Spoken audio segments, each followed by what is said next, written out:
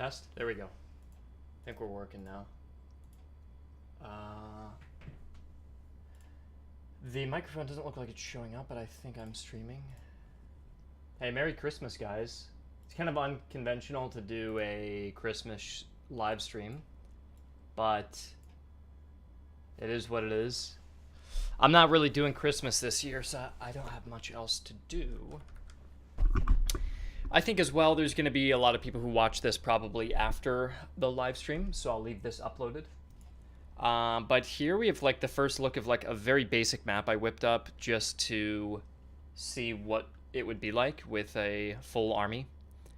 This is 20 units, so you can see it's really crowded. So I'm glad I did the test because I can see here it's just a little too small. I think this is a good size for a medium-sized battle. This is the width of the map. So maybe if I had half the units, like 12, so if we just got rid of,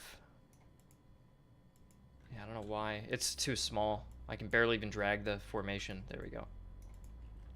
If we had like this amount of troops, I think this would probably work better on this map. This is just too much. So maybe double the size for the larger battles. This is the enemy moving in columns. They're going way too quickly, I think, too. So I'll probably have to slow. I think I want to slow everybody down on the unit stats.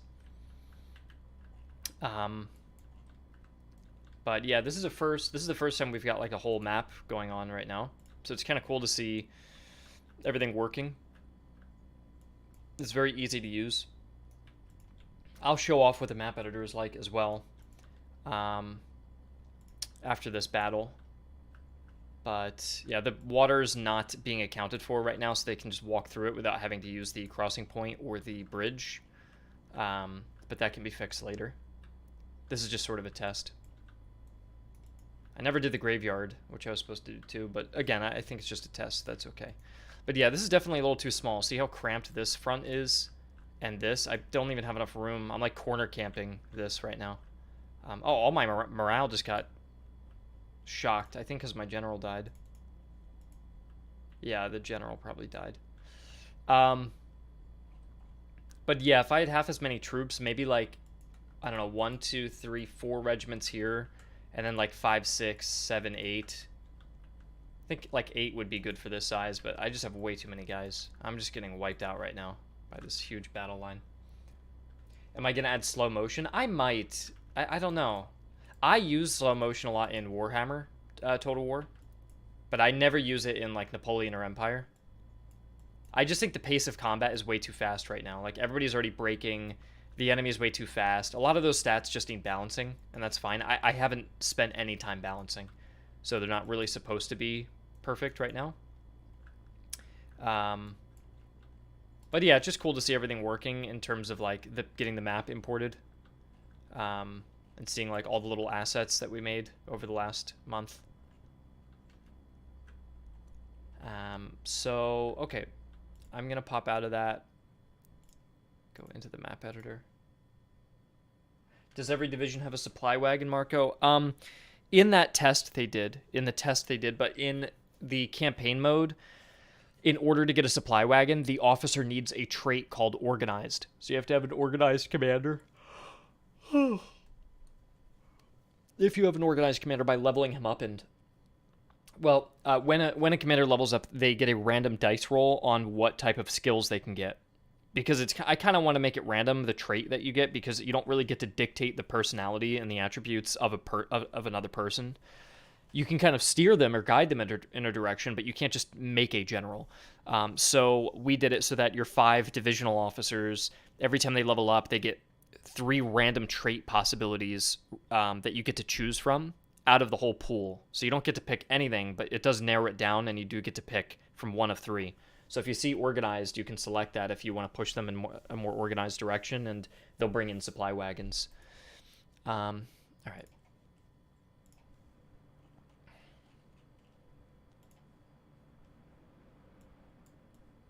And I'll probably set a timer for like an hour.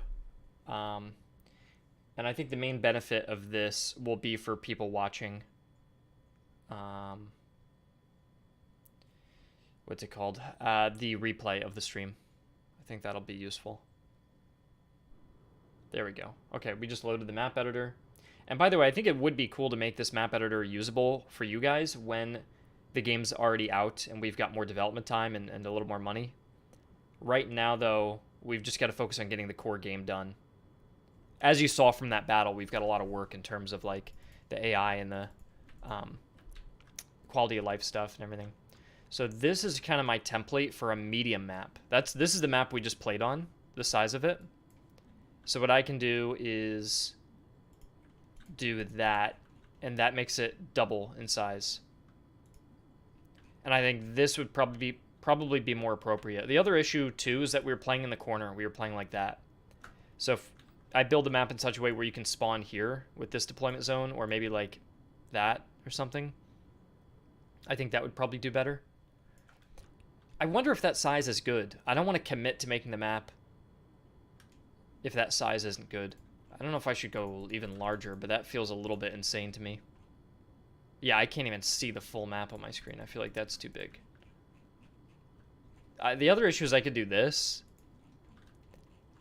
That's also a little large. I was going to say we could like cut out and buffer. So you can basically just assign a play zone. So you can do this to say where the actual play zone is. And we could just make the top and the bottom a bit more buffer, but at least give it a little more length. But I don't know. I feel like it's kind of just easier to do this. And on the play zone, do something like that. So this is the play area. And the L stands for large, and A is for the crop of the map, which is a little hard to explain.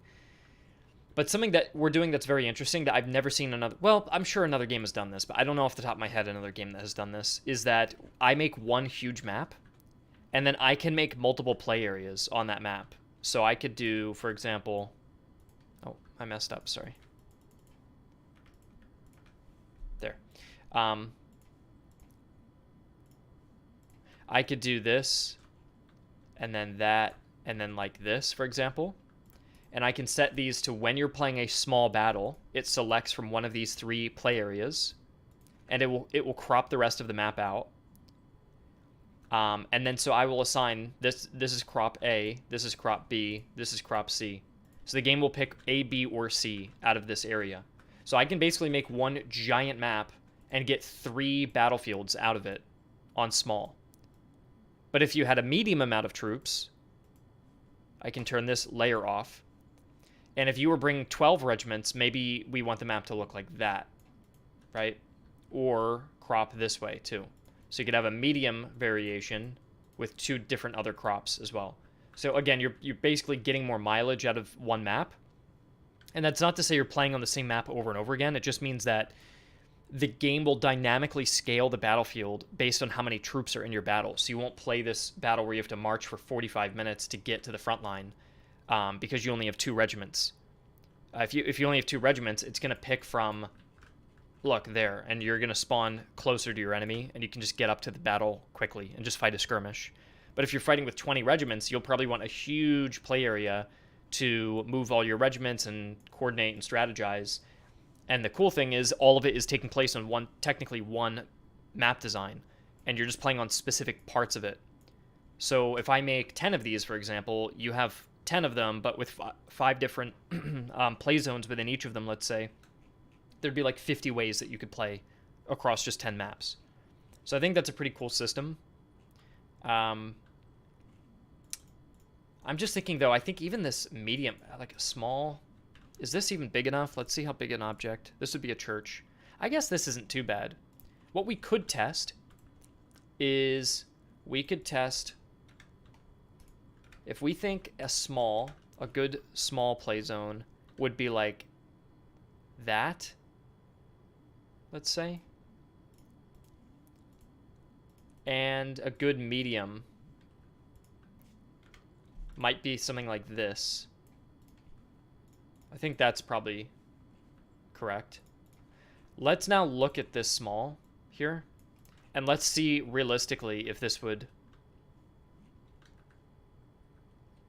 even be big enough, actually. So what I can do is, within this small area, it's actually very easy to export maps. I'll show you. It's quite cool how this works.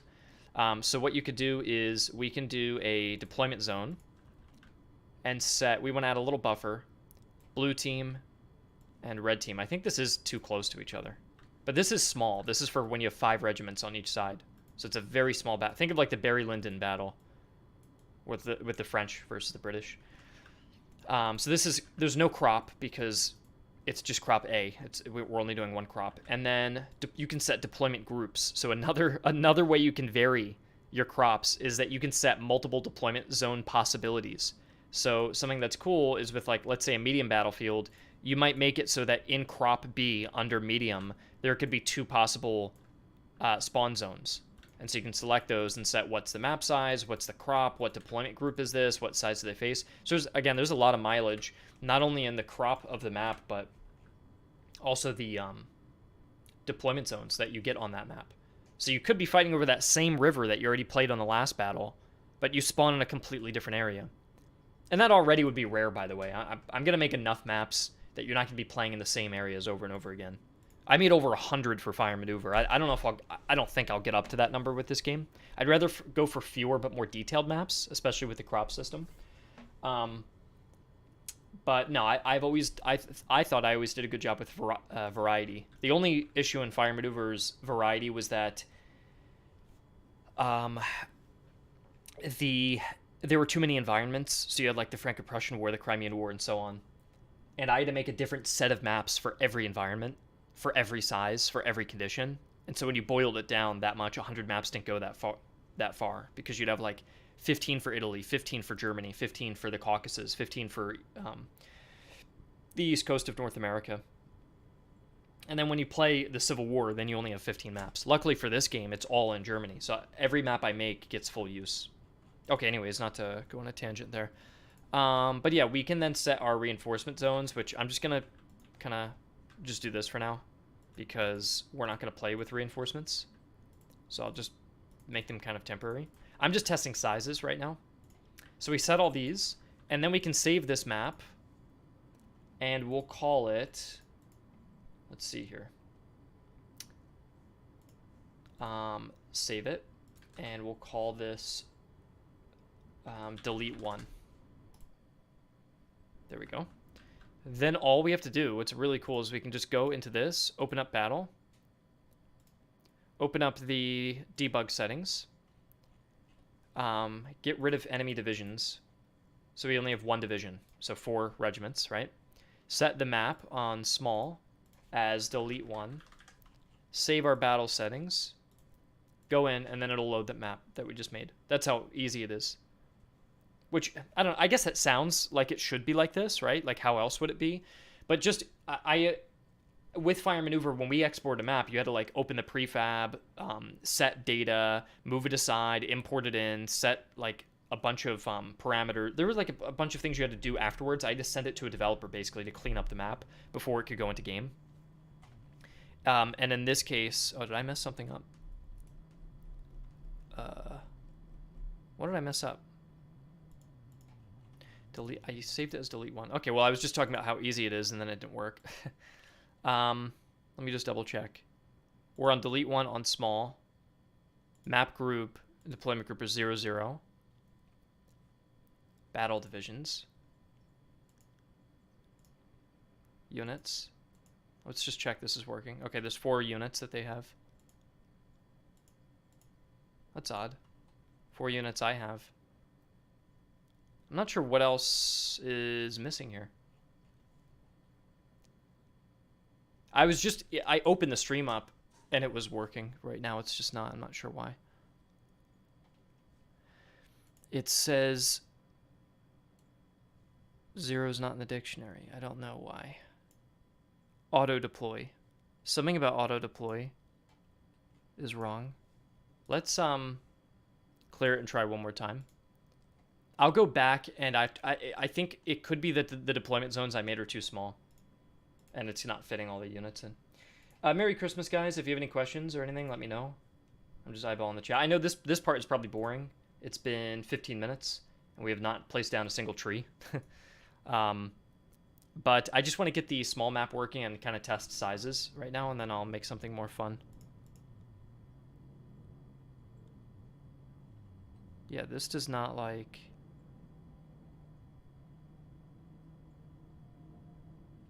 The other thing I could try, because it could be what I did with the divisions, is we could move this back to template test and then go back to small and delete one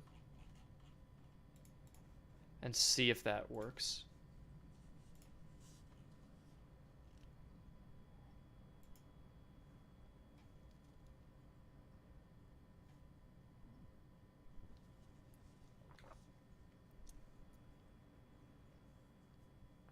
Because it could be the way I altered the divisions, which I'm not sure how I would mess that up, because all I did was remove the divisions.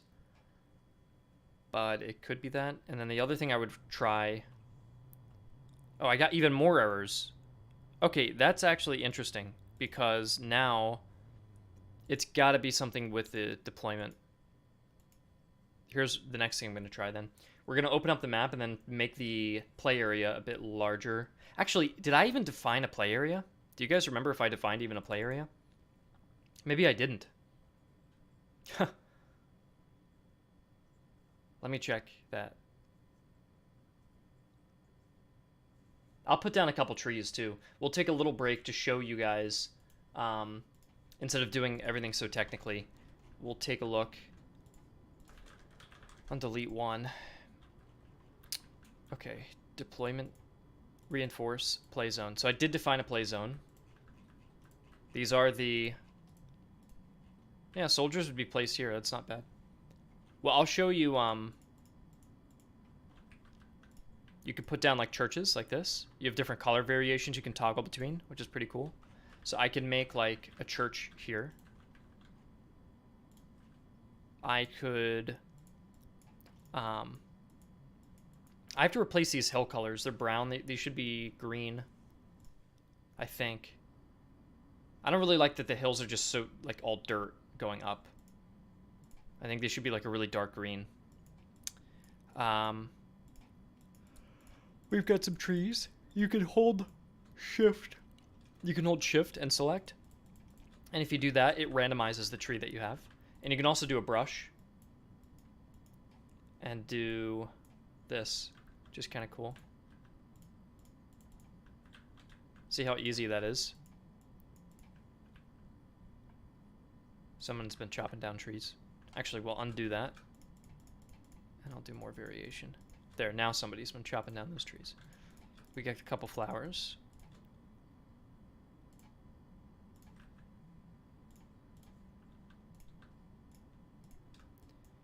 I'll probably get rid of a few. There. Then you could do a path.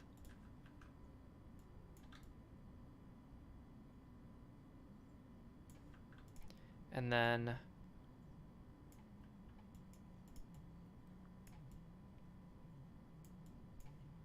oh gosh.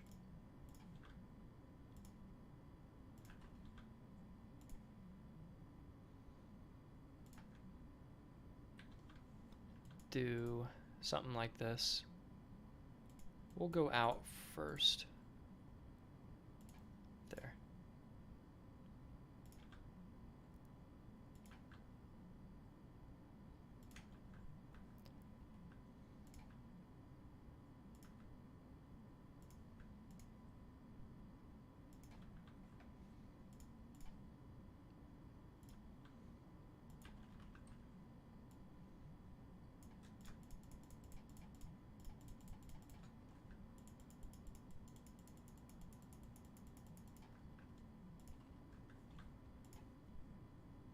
So you can kind of see how easy this is. Right?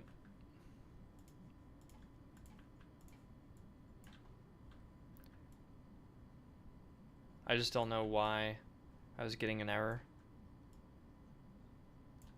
There. So that looks pretty nice, right? You can also do rivers very, very easily. So we could do like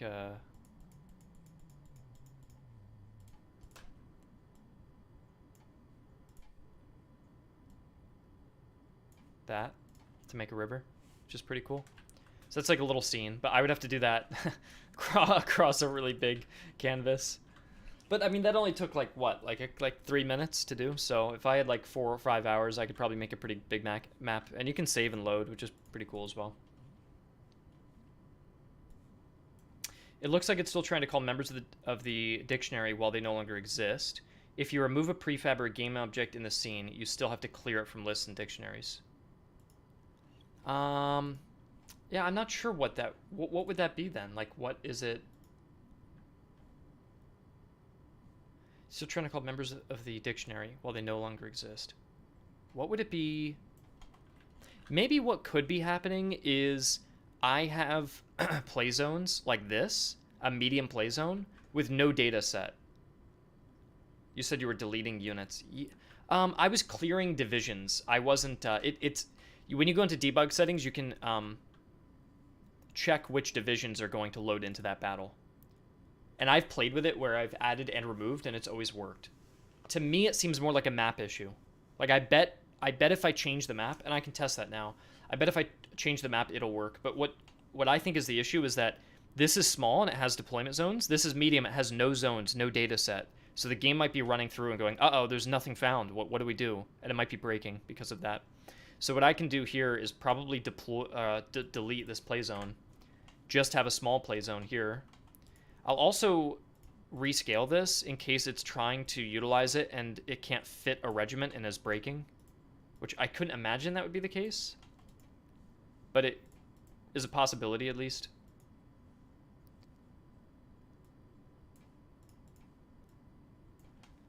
So I'll just resize this a little bit. There. And I will save this and we'll try it one more time. But I'm glad I was able to go and show you guys like a little scene that you could build. I'll probably do more today, depending on how long I stream for. This is the map editor. We want to go to battle. Okay. Let's try that again.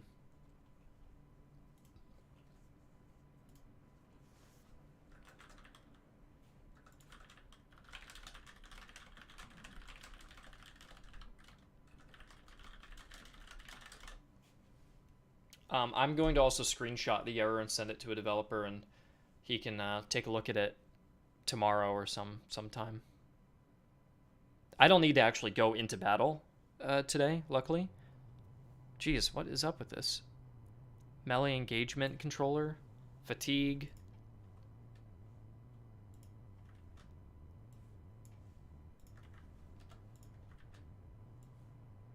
I'm not sure what all this is. I haven't seen this. And it's just weird that it says, like, retreat, melee, units, range, UI. I'm not sure why all of that would not be working.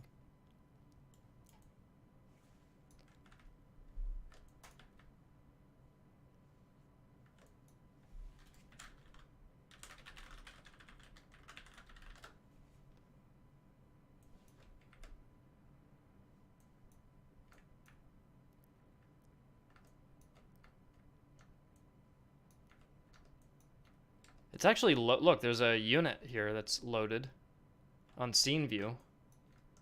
There are multiple units. Yeah, multiple units actually went in, but it's unable to bring it into game view. So something's going on. Debug settings. If I, just out of curiosity, if I go to large... One second. Let me check the very first error I'm getting.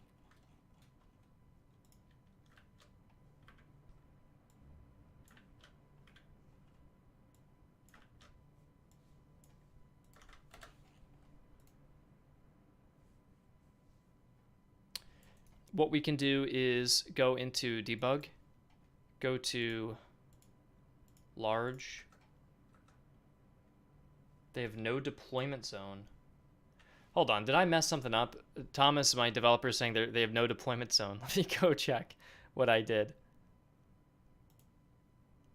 I'm still getting used to it.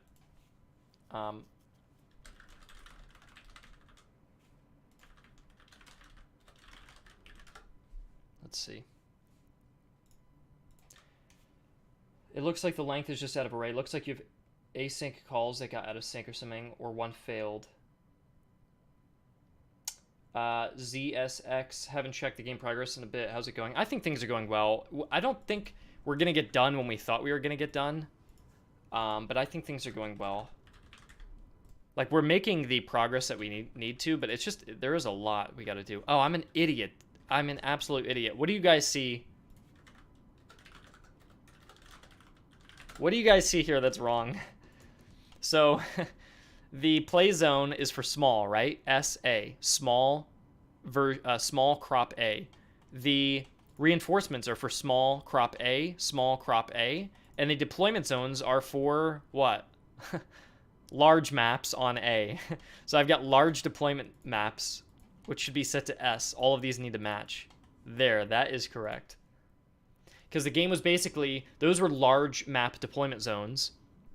So the game was trying to read a small map and going, wait, where do we deploy? So this should be a better indicator.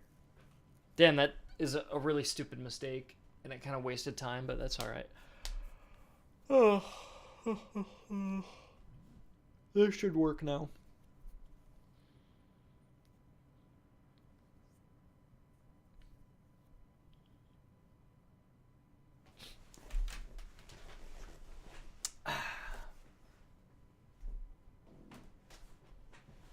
There we go. All right, let's see. So, if you were playing a small battle, this is a bit too big, isn't it? Yeah, the map loaded, by the way. This all works. So let's go in debug settings, and let's get rid of a division. Yeah, I fixed it. We're good.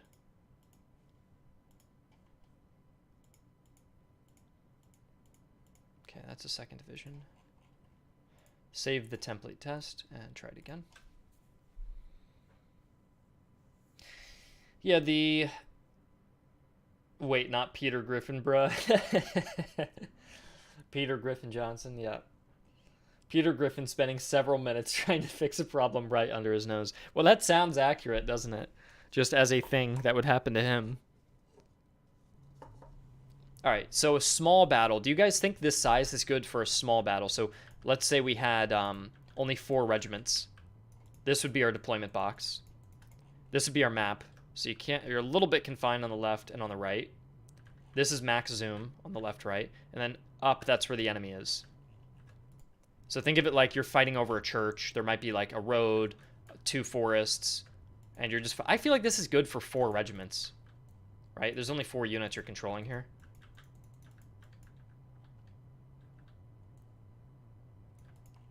I think this is a decent size for that.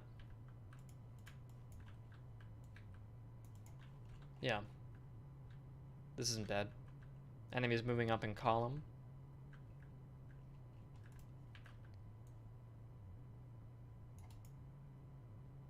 We're on the stone wall.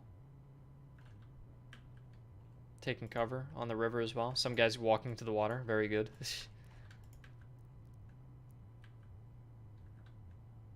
Yeah, the casualties are insane. Look how much damage one volley does. It knocks out like a quarter of their health. So I have to change that. That's a very easy fix, but I just haven't gotten to balancing yet. There's a lot of things. Like, I mean, look at the general. General also has no texture. So there's a lot of little things that we have to fix. I think this is good for the small map, though. Like, you don't want it to be too giant. You have enough room to flank if you had, like, a cavalry unit. And there's enough room, like, over here I could move around. Get them over there.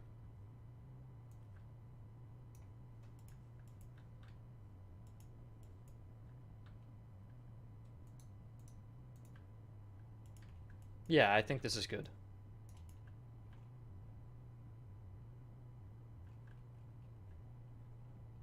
It's cool because if I could make a huge map and there could be like a big church area, and I can just set that one church area as a small map, and you could just be fighting over a cathedral in one small battle. And that could be cool as just like its own little vignette skirmish battle, basically.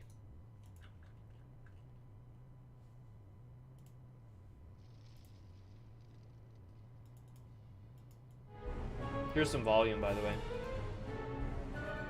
There's not really much sound in the game right now, but at least it's something.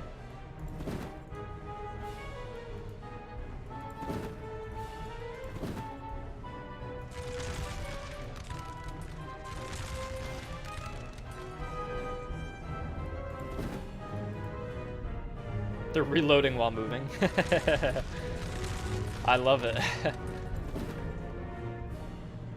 Alright, we'll probably charge him in a sec. The charging has no animation, so it's going to look a little goofy, but I think I could get away with the charge, actually.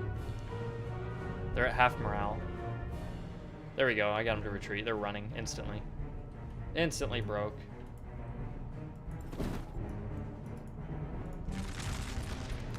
But yeah, do you guys think this is a okay size? I know, again, after I upload the stream, I'm sure there's going to be a million comments talking about the size and answering that question, but I want to try to figure out map specifications as soon as possible. It doesn't have to be by today. Honestly, it is a little bit unrealistic for me to think I'm going to have all of the specs figured out today. I'm just being a little impatient. The reason I'm like so insistent on that question is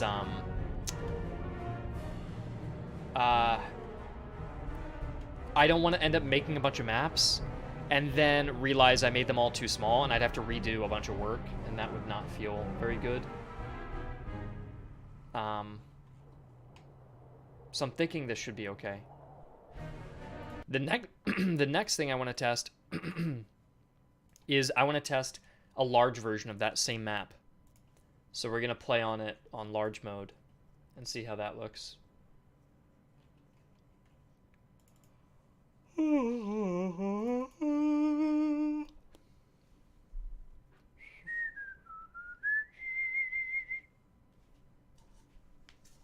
I got orange juice and coffee. Maybe I should mix them. That'd taste great, wouldn't it?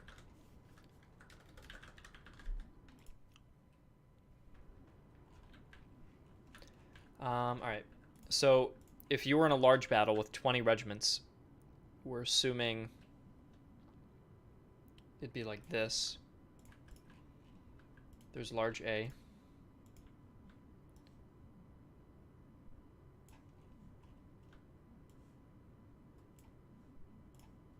Put that onto the enemy team for large.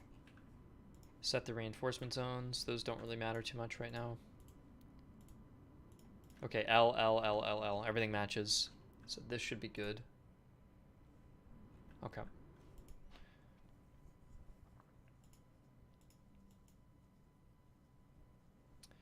Alright, debug settings. Set it to large. Same map. And then what we could do is we can add divisions again. 3 and 4.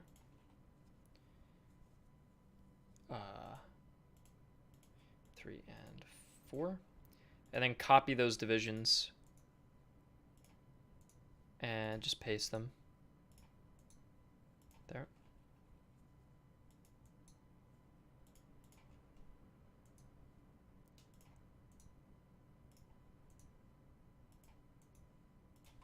There we go. Save that. And we'll test that out.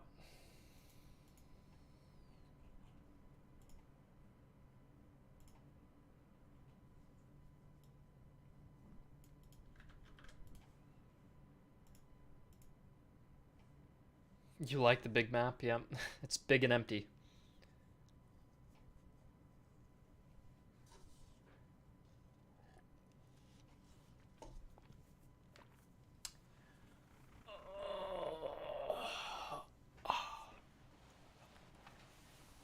Oh, man.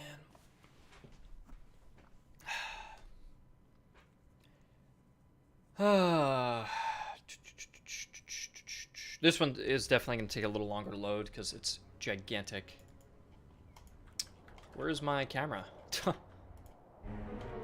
What did I mess up this time? What the hell did I mess up this time? Actually, the battle looks completely normal. Why am I just not able to see it?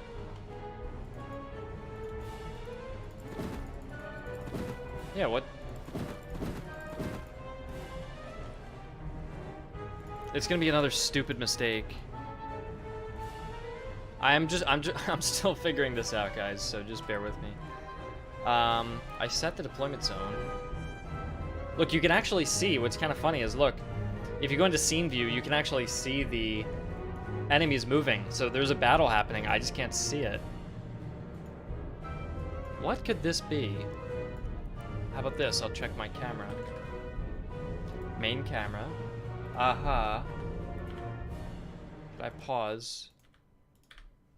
Okay. Yeah, no, it's setting my camera out of bounds. Okay, let's see what's happening here then. Let's do map editor.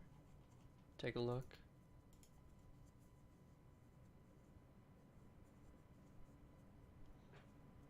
And I have two ideas of what this could be. Number one, it could be that it's using the camera maybe for like the small map I did, since they're both within the same map. And the second thing it could be is it's just that I set the data wrong again.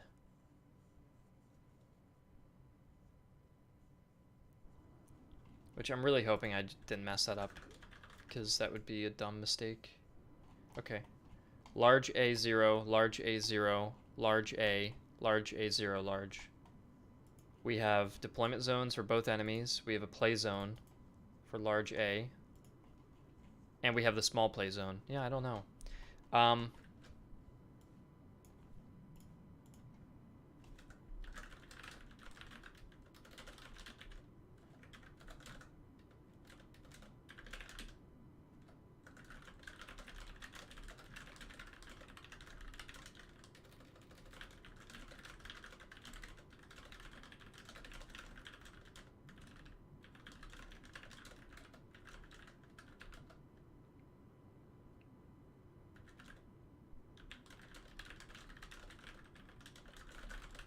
I'm just reporting this as well, because I'm just trying to see. Everything is large. What I am going to test is what happens if I remove the small zone. Because maybe it could be an issue with these, right? So if I get rid of the small, I think I may have known what I did. No. Large, delete one. Yeah, no. Okay.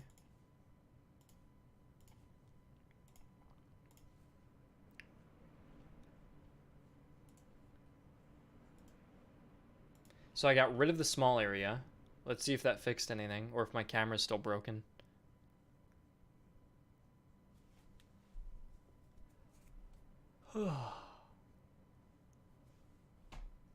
As much as I just want to jump in, and I think it worked. Wait, no, I'm not in battle view. As much as I just want to jump in and just start making maps, if I don't run tests like this, then I can end up making a giant map, setting all the data and just doing it all wrong. So I just want to make sure the sizing's right, the zone system's correct, everything makes sense before I jump too much into it.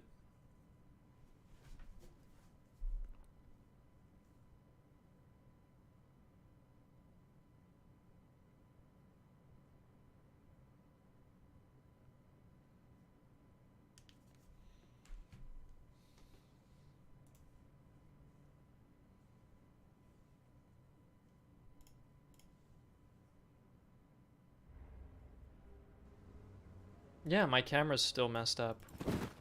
Why would my camera...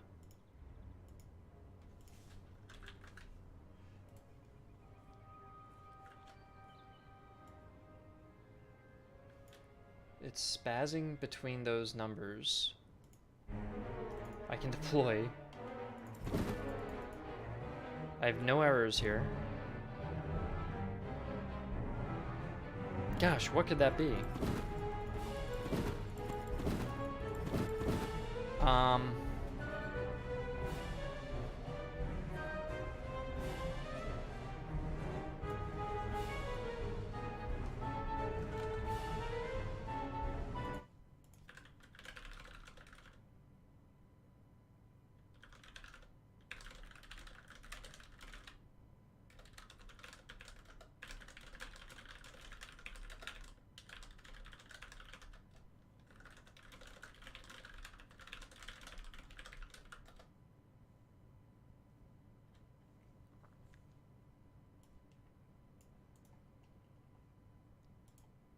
I don't think I'm going to be able to get it to work. I'm going to try one more test where I'm going to make the deployment zones maybe a little smaller and the play area maybe a little smaller.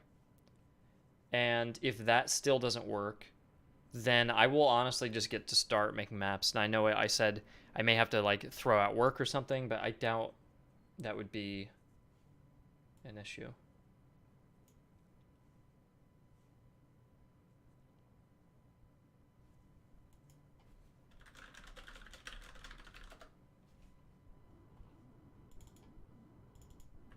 Okay.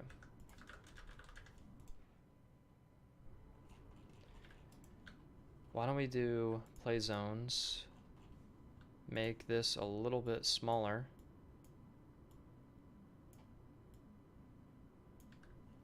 Deployment zone.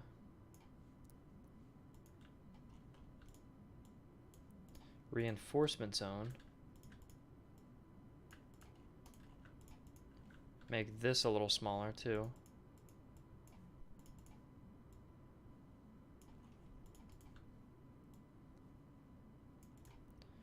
Okay, this should be appropriate.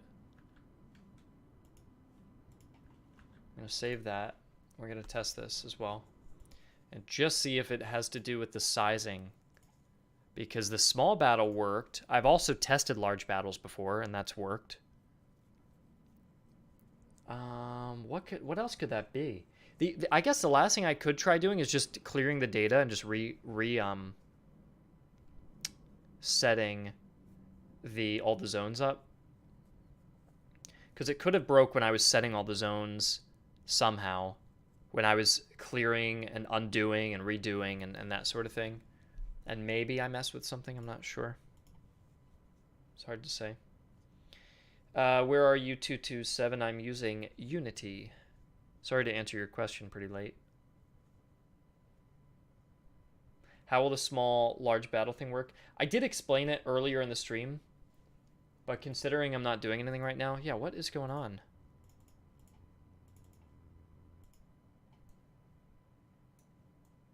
You know, the weirdest part of this is that it's all functional. Look, like all the units are moving in scene.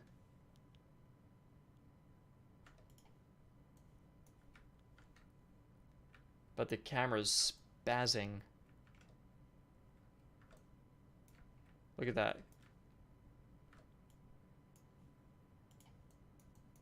It's spazzing over there. Why does it want to do that? Check code, maybe? I'm not the coder, so I'm not going to know. It really wants to set the camera over there. Interesting.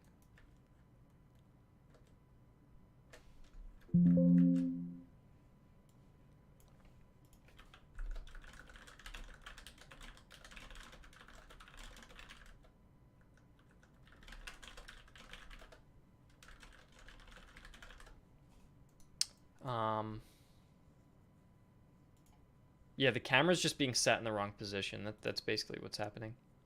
The rest of the battle's working. So, let's go into the map editor. I think we can just work on our first map, honestly. I bet what's happening is I made the map huge, and the camera probably has some kind of parameters in the positioning that it's spawning in.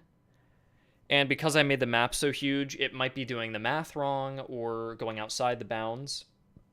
Basically, what's happening in that one picture I had is that the camera is out of bounds. See this purple area?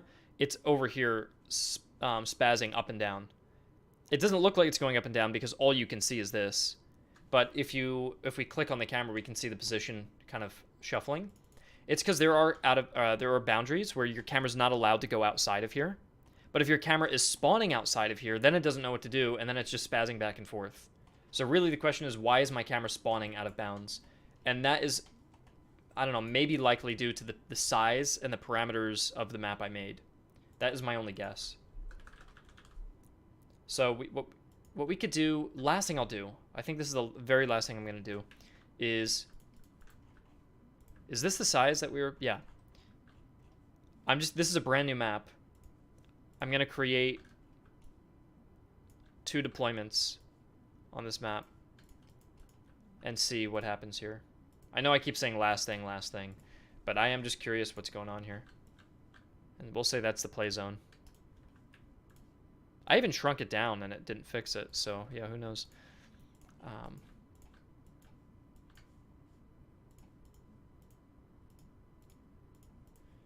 Okay. And we're gonna say this is delete 2. Actually, yeah, no, that's fine. We'll just make it a separate map.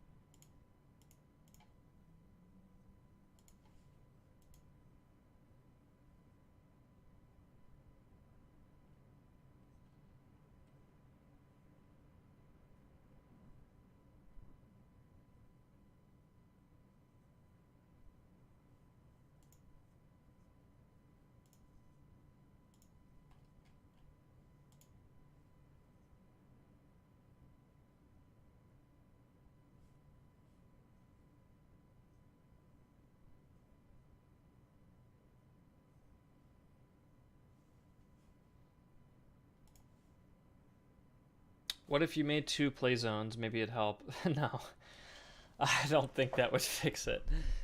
Okay, well, this works. Look, I'm in. So something about the map that I was playing on was messed up. I don't know what it was. Yeah, I don't know. Okay, well, I got it to work. We finally got this working. So this would be an example of a large map. See, I can comfortably fit my whole army, which is quite nice. So I got it to work. I think that other map I was on, I was like expanding it, contracting it, setting zones, deleting zones. And probably what may have happened as well is the first zone I established may have established maybe the camera position. And when I delete it and reset it, it's something maybe broke. There we go. But yeah, I think this is a great size for large, actually. This might be perfect. How do you guys feel about this for like the biggest, basically this is the biggest map that would be in the game. 1, 2, 3. So it's 3 full seconds on camera speed flying. If you were to go slower, it'd be 1, 2, 3, 4, 5, 6 seconds of camera speed. I don't want to be too far away because that's just going to take forever to get to each other.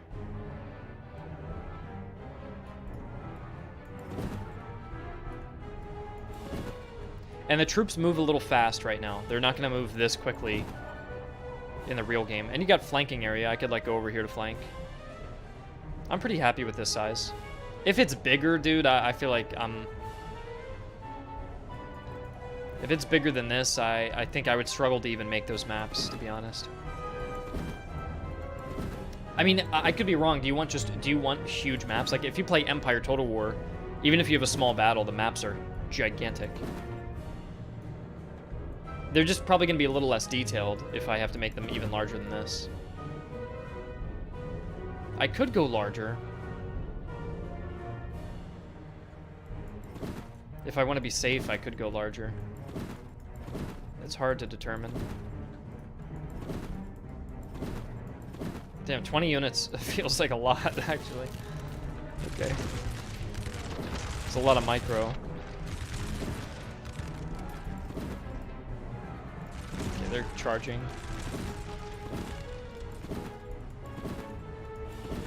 The AI is still like just doing very basic functions. That's why they're kind of running into me right now. In terms of the quality over quantity argument, I could compromise. Like I could just go slightly larger than this. Well,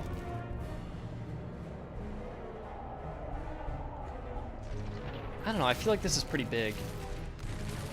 It's really tough to know. Like, Okay, let's do one more example. Let's actually test the theory then. Let's go into map editor and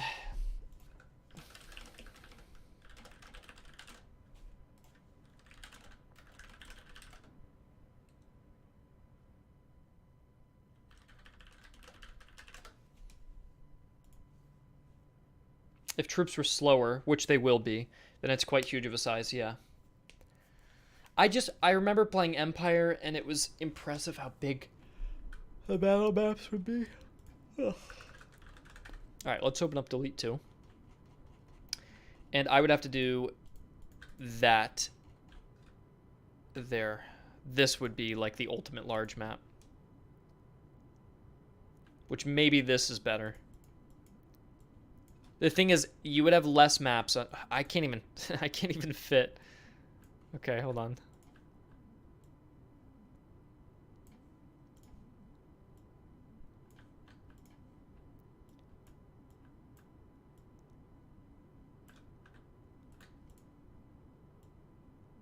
Oh my gosh.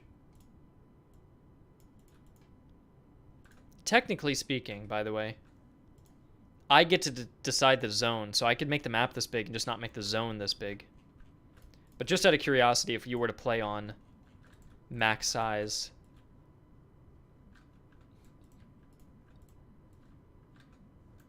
just make the units smaller? Nah, I think the units are...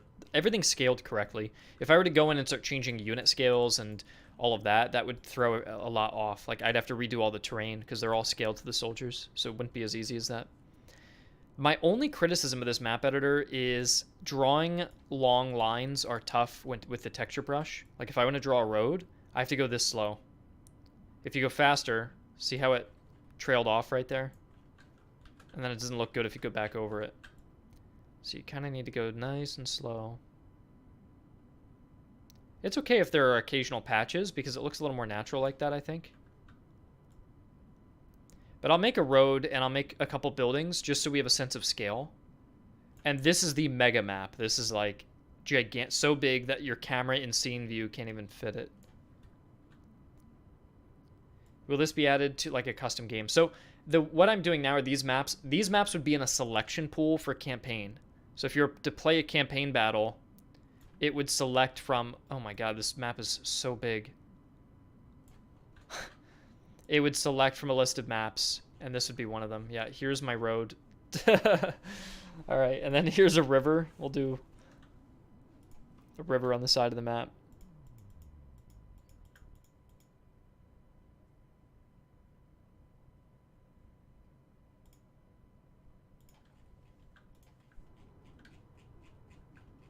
I don't know if the river could even support this large. Being this large. Because look how fast it has to flow to get across. There, I can slow it down like that. That's not bad.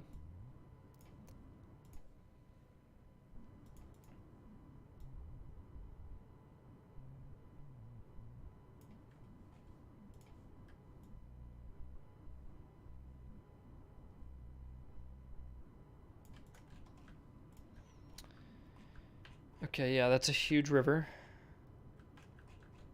I actually kind of like this map. This is actually growing on me a little bit. In terms of like for a large battle, like the end game. I think it's actually kind of cool for that. I will do a couple little clusters of buildings. This is not going to look good, by the way. This is just for test. There.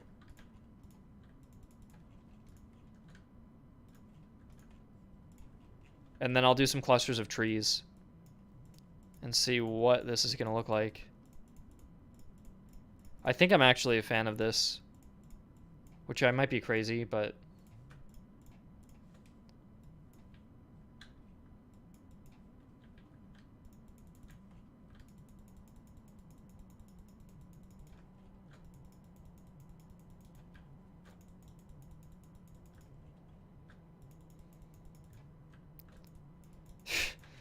this is huge. Sorry for that. I don't know if that jump scared you. Alright, this is the new map. Let's save it. Yeah, where are you? That's a good comment. I think it would be really cool if people could make their own maps. Look, I will say that genuinely the only thing stopping us from doing a map editor that's public is money. That's it. Because we're such a small team. And if we can release the game and make some money off of it through its release, then we can use that money to then make extra stuff. Like, imagine having a Steam Workshop with the map editor, and people are uploading historical battlefields and like crazy test maps, or I don't know, just all kinds of stuff. And then you could download them, and imagine they just get added to the campaign mode. So if you just want a map pack for more variety, you download it, and then what's it called? And then you play your next campaign, and it has a bunch of new maps in it. And then the next thing I want to make after that is a custom battle mode if I have even more money. And then you could select those maps that you download to just play on individually. And then if I had even more money, if we're just so rich because the game is so successful, then I'd love to add multiplayer. And then imagine having modding, maps, multiplayer with custom battles. I mean, that would be great. What's cool is all of that's possible. It's just time-consuming and expensive. So we are capable of doing it. The skill of the team, like, we could actually pull that off, but we would just need a budget for it. So I don't know. We'll see. All right, this is a mega map. This is like the biggest size. This is a little intimidating, actually, to fight on. Look how I'm, like, lost. It's like Waterloo I'm fighting right now. Yeah, this is like the Waterloo battlefield in terms of scale.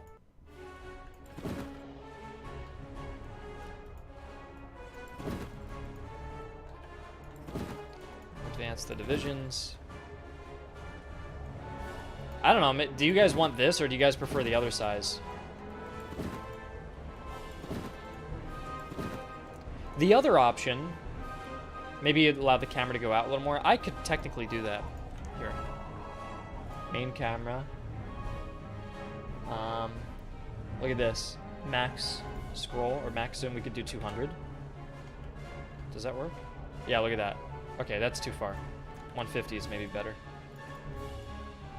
Look at this. Now you can zoom out all the way. That'd actually be kind of cool in a battle to zoom out this far and just see all the... I mean, the flags are desynced right now. But zooming out to see all the troops, like the little dots. I definitely prefer the other one. I think the only benefit of doing the map like this is if I cropped... Oh god, it is just so giant though. No, this is too big, dude. The AI's been sprinting toward me at max speed, and they're still not here. It's gigantic. If I did like a Napoleonic game, if this is Napoleonic, I think this would fit. But in the 7 Years' War, I mean, technically in the 7 Years' War, if you were to make a 1-to-1 scale game, it would look something like this. My point is, the Napoleonic Wars has like 2 times the scale of battles. So this is already being downscaled from the 7 Years' War. So if you were to downscale the Napoleonic Wars, it would be this big, even downscaled. I mean, that's how big the Napoleonic Wars would be. That even if you downscaled a battlefield, it would be like this size. This would be like Waterloo. But if you downscale the 7 Years' War, this is feeling too big. That's why I think Waterloo is a good example, or like Gettysburg. This size of a battlefield is like, if we had like 200,000 men, I feel like it would be more fitting. I know there's definitely going to be people watching the stream who would like a battlefield this size, but I also just don't know. I'm alone in making the maps, and I don't know if I could design maps effectively. I have to stop the AI because they are not updating their pathfinding on a map like this, so they're getting way too close to my lines.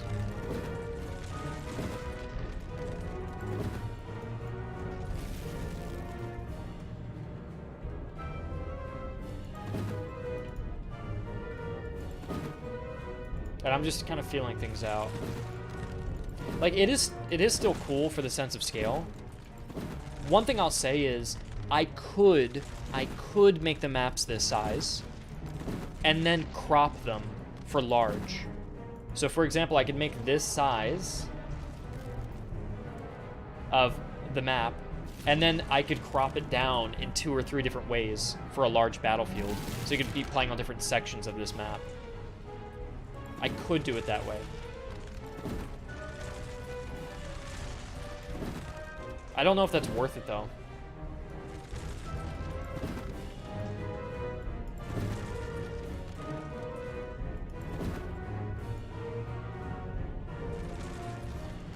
What are you guys thinking overall? Like, I could try to... This would be such a... I don't know. I keep going back and forth on it. It's cool for a sense of scale, but my god, this is huge.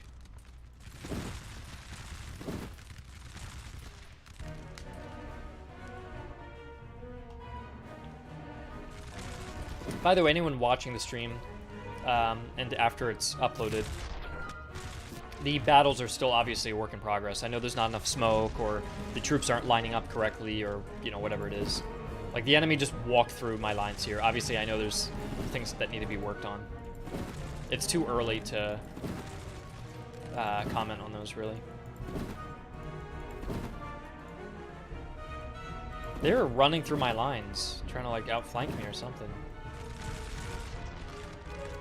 Hey, Boris. Zam! Yeah, look how big this map is. It's way too big.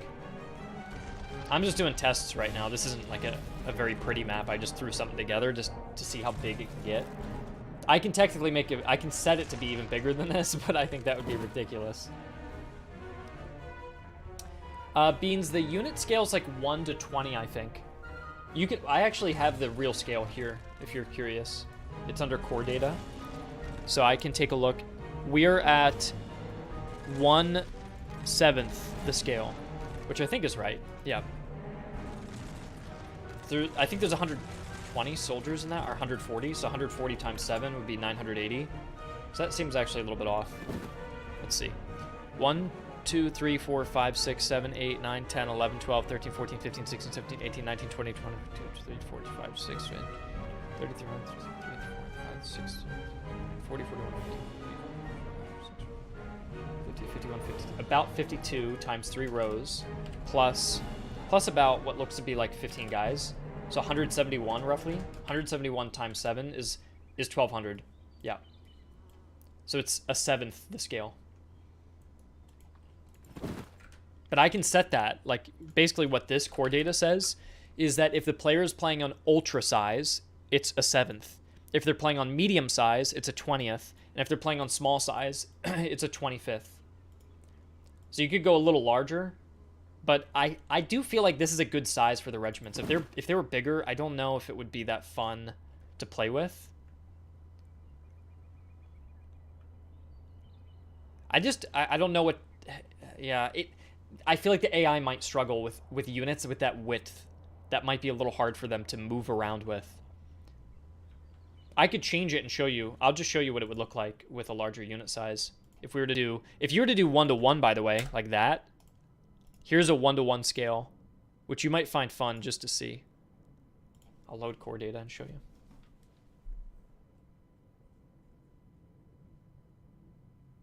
This might take a while to load, though. So this is going to be a real 1-to-1 scale size here.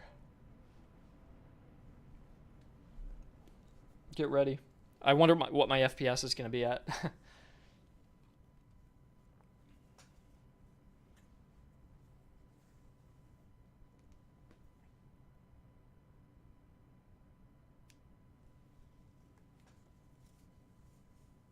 Thank you, Boris. Yeah, we did get up to 20,000 wish lists. I'm pretty happy about that.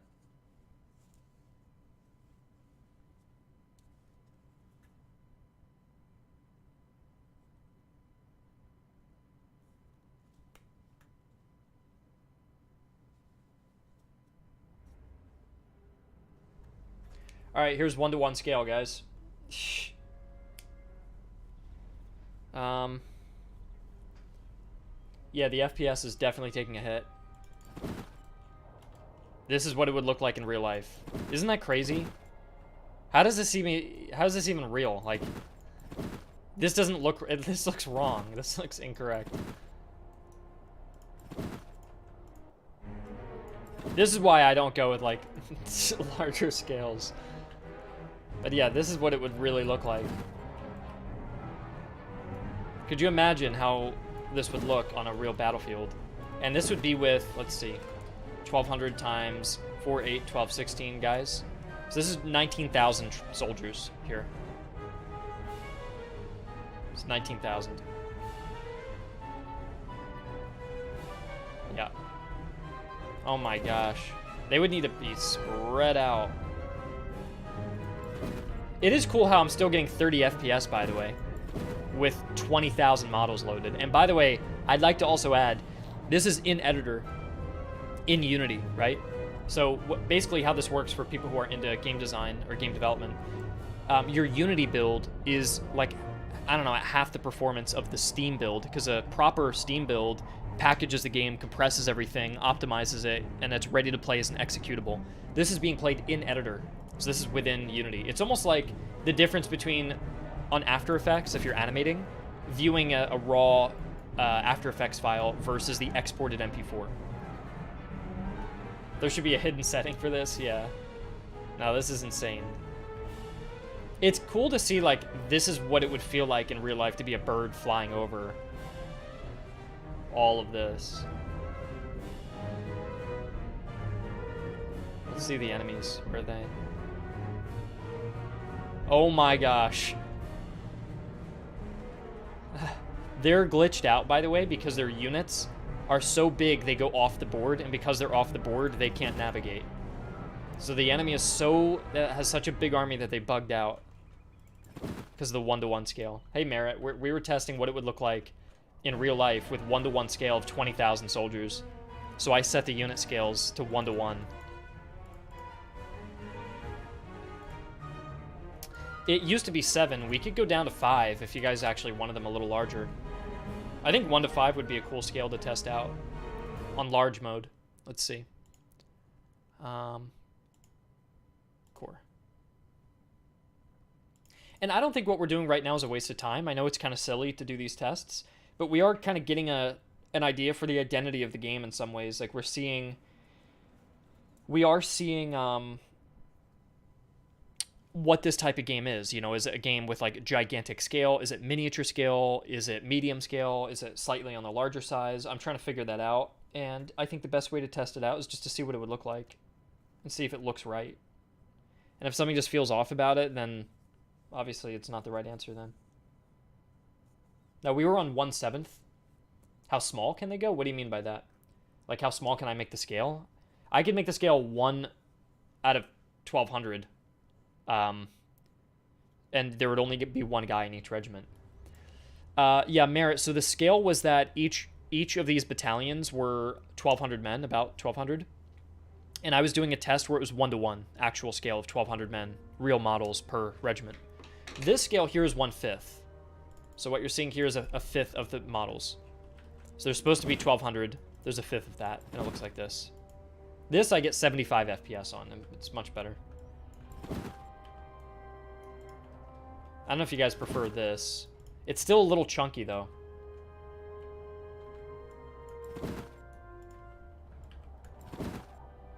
I feel like it'd be a little hard to maybe move around with. It's not that bad. Here's the issue, though. We're using Prussians. If I bring in the French, I'll show you what it looks like with a French division, because they are different.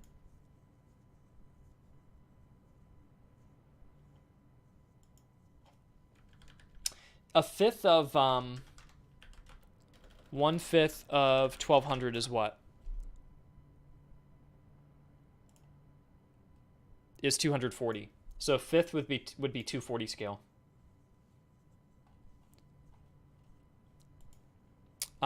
If I used the French, here's the thing. If I bring in the French and we go to debug settings and I have a French division,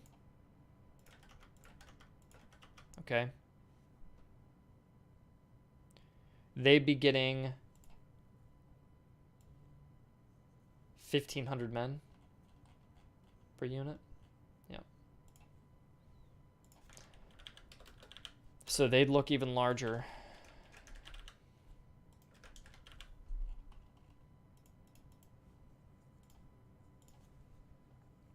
I just like the idea of a boss unit that's one guy, yeah. Yeah.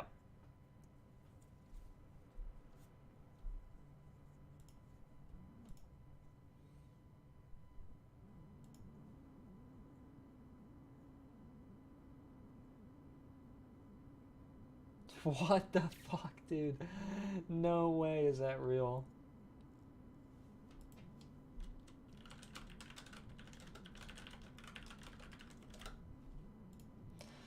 I can't show you what's on that screen. Someone showed me something a bit crazy. Okay, French Fusiliers is not present. I think I pasted their name wrong. Put. I think I took their name instead of their unit ID. So it should be French. There we go. Yeah. Sorry about that. There and there and there. Good.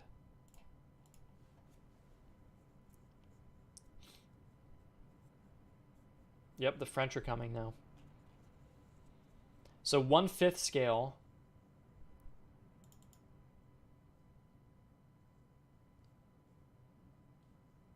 That picture, dude. Somebody sent me something and it is... I just can't even... I don't even know. Someone got something for Christmas that I just do not know, man. I do not know.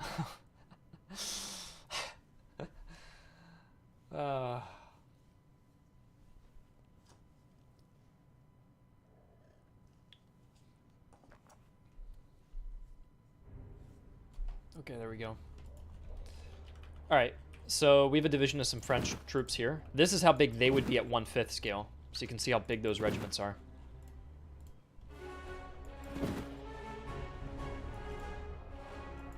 Thing is, when you start dragging out lines, and it looks like this, where it's like you have 1, 2, 3, 4, 5, 6, 7 ranks in a line, that sounds wrong, right? Like, historically, troops were fighting with, like, 3 ranks of men, let's say. So it would have, a real formation would have looked, well, my formation dragger doesn't even support that right now. But it would look more like this.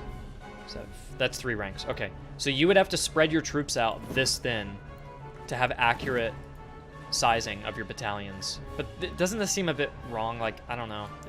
It looks cool. It looks like it's from a painting or something. Or like those battle maps that show the really long regiments. But something just feels a bit off about having... I like the 1/7 scale. I know it's a weird number instead of 5, which is a little more even, but... Yeah, this doesn't feel quite right to use. These guys I'm sure feel fine. Yeah, this feels fine. Look at that. I just do a basic drag out and I get 3 or 4 ranks. Look at that. Because there's only 1,200 men in that battalion. But French battalions, I made them double battalions, so they get like 1,500.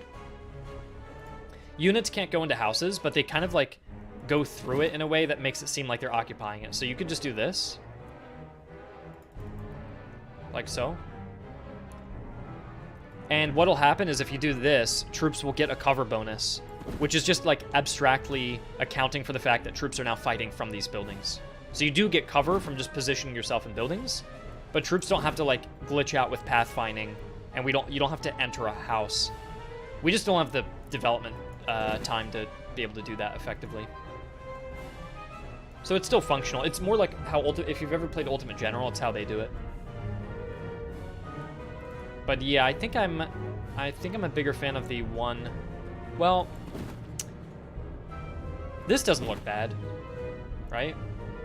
How do you guys feel about the scale? Do you like the 1/5 that we're at now, or 1/7? Because the French are the only ones that feel a little bit tough to move around with.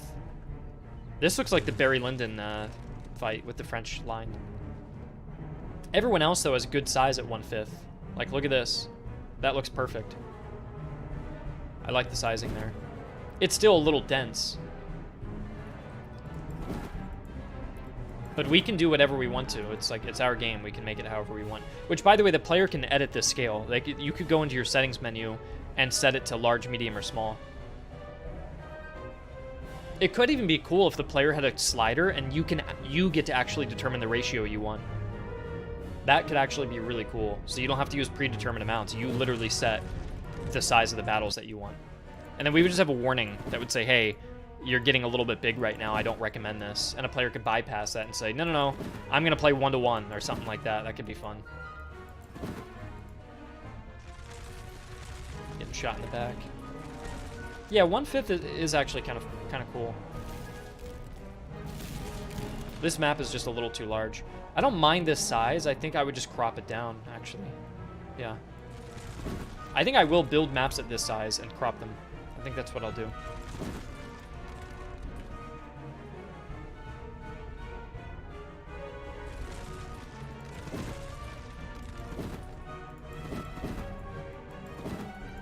Look at the enemy just walking through. Okay.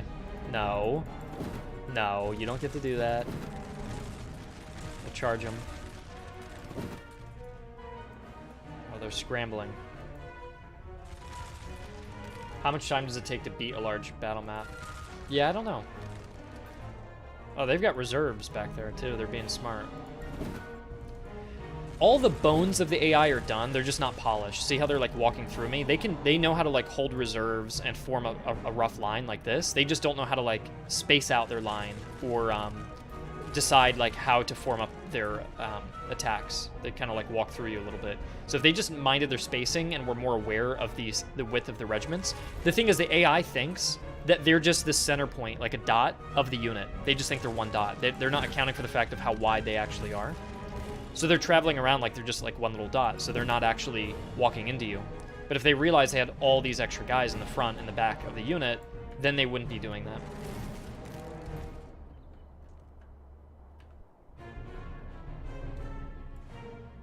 Yeah, 1,100 Austrians phasing through the lines, yep. Sir, what do we do? They're phasing through us.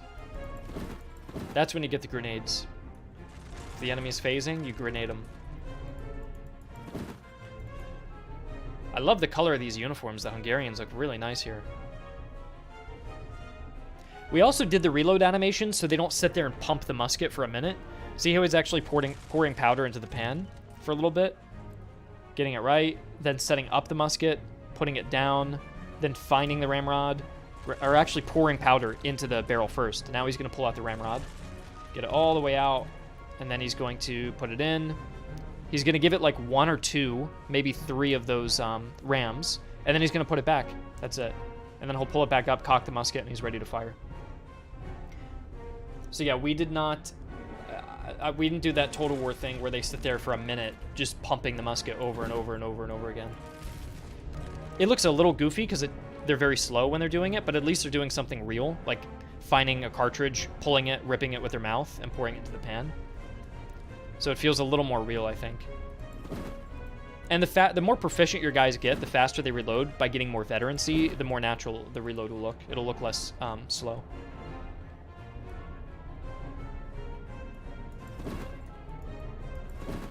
But yeah, these battles are huge at this scale. I think this size feels great for a huge battle. 20. Dude, this isn't even the full size battle. I can't even believe that, actually. Did you get... No one called this out. 4, 8, 12, 6... This is only 16. This isn't even a full 20 stack. So technically the battles get bigger than this. Your max army size is another division. So technically... Oh, gosh.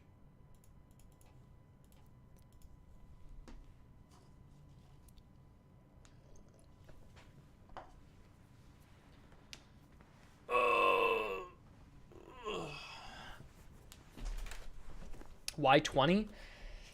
Dude, what you just saw was 16, and that was huge. Like that I had units I didn't even realize were even on the map. There's so many. 20, trust me, 20 sounds like there's not that many, but 20 is a lot. 20 regiments with 1,200 people in them is 24,000 soldiers. Now, that's not a 1-to-1 scale, but that is representing, like, the army that you're having. So that's a pretty big size. Which, by the way, isn't it crazy? Isn't it absolutely crazy that when we look at this, this is going to be 20 regiments at a fifth the size, and it looks big, right? Like, this looks pretty giant. This would only be 20,000 men. Can you imagine... Can you imagine Well, this one's not even, hold on. There. This is what I want to look at. 257,000. 300, imagine 365,000. What is that? So 365 divided by 20. So 20, about 18 times the size. So imagine this. I can't even zoom out this far. Hold on. Okay. Imagine, first of all, it'd have to be 1-to-1 scale. Oh, didn't mean to do that. So 1-to-1 scale would look more like this. There, that's like 1-to-1 scale, right? Maybe even a little larger, like this. And then it'd be 20 times that. So 1, 2, 3, 4, 5, 6, 7, 8, 9, 10, 11, 12, 13, 14, 15, 16, 17, 18, 19, 20. Yeah, this would be Leipzig,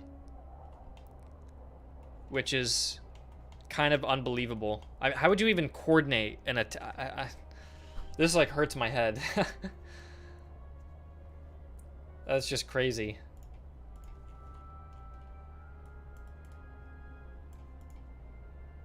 Obviously, the battlefield is huge in that case, but...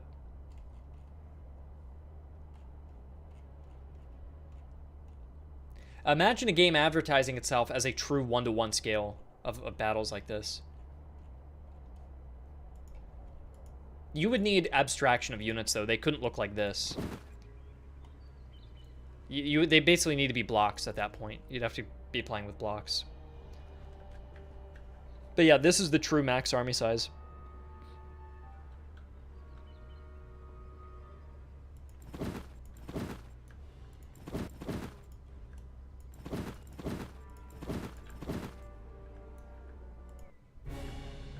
I think the French are kind of cool, this big. It gives them definitely a bigger sense of scale, that their army is large.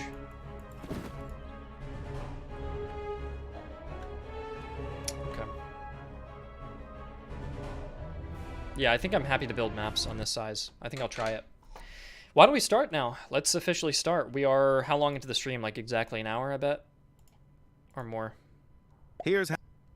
Oh gosh, I'm watching ads on my own video. Like, can you not do this? We are an hour and 20 minutes in.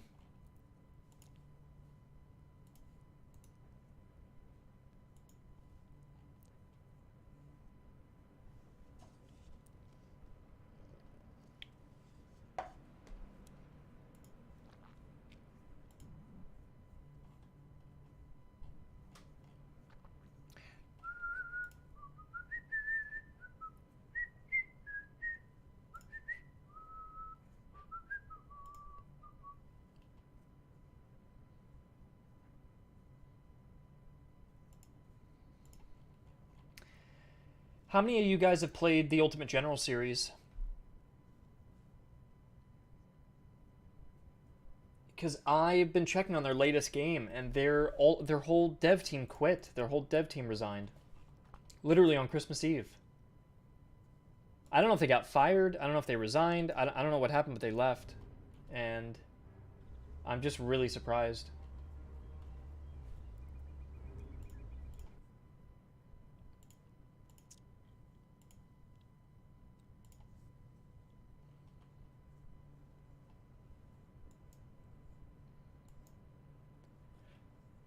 All right.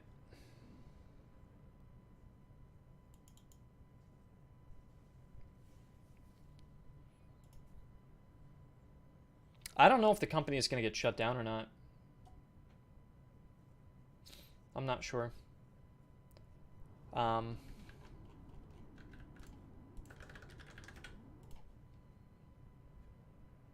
Okay.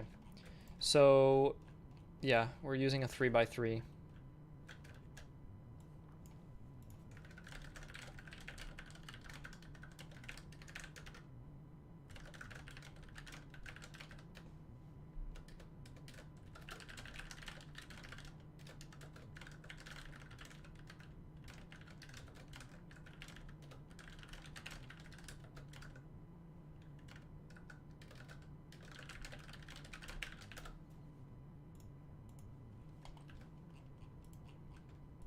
Okay. So we're going to clear this map off.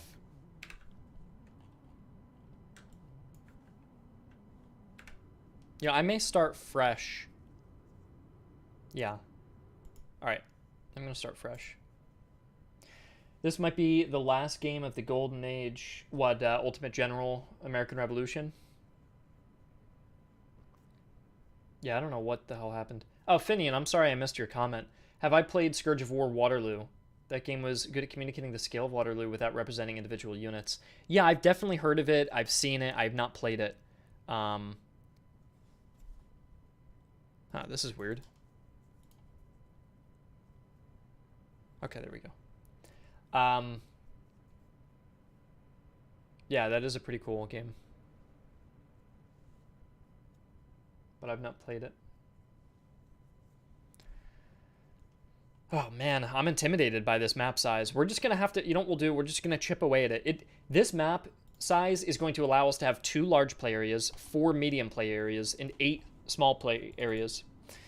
So that gives us, I don't know, that's like a quarter of the game's content in maps just with one giant map. So this basically will act as a quarter of the maps in the game. And I think that actually makes me feel a bit better about it because I don't have that many maps to make. I could do 4 of these for now. So let's get started. The first thing I want to do, which is a little more boring, is I want to optimize my textures. So here's something I don't like, is that I have these 4 green, bright green textures, right? If I paint grass, it looks like this. If I make the grass dirty, it looks like that. If I add flowers, it looks like this. And if I make it like tall grass, it looks like that. Now, if you were to zoom out, can you see any of those really? The only one you can really see is like the dirt there. These I barely see. But I want to make the map not look... See how you can see the repeating grass texture? The repetitions are less noticeable when you have like this. See that splotch there? When there's other textures doing other things to break it up. And the issue is all of these bright textures are too similar to each other. But if you try to use a different color, like this lighter green, look how noticeable this is. Ready? That doesn't look right. See how it's so dead? It's like almost brown, and then that's so bright green. It's too different from each other. So what I'm thinking is we go through these 4 textures and we bring them all so close to each other in color. I think that might give us a better result. That's one option. The other option would be, which I think I want to do. I think that's what I want to do. The other option would be that we leave them to be all their own colors. Like completely different, right? But then each variation within, like the dirt patch here, would get an offset to its color. But I don't think I want to make any maps that look like this. Like, this just doesn't seem right. Same with, like, this color, too. This one doesn't seem right, either. This one seems okay. I'm trying to think how I want to do this. Yeah, I want to bring these textures a little bit more in line with each other. I just think they're so different. This one's not bad. This final one, actually. This one's not bad at all. But what we're going to do is we're going to open up grass. I bet they're just called grass. Yep. Let's open up the folder that they're in, which is here. And we have got grass, yellow, flowers, dirt patches. Let's open all these up and then we'll organize them.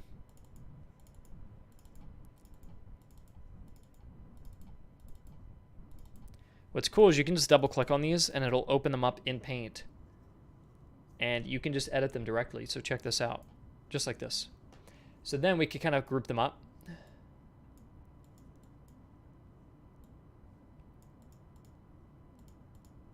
There, those match. We're just going to put them into sets. Those match. What's this one?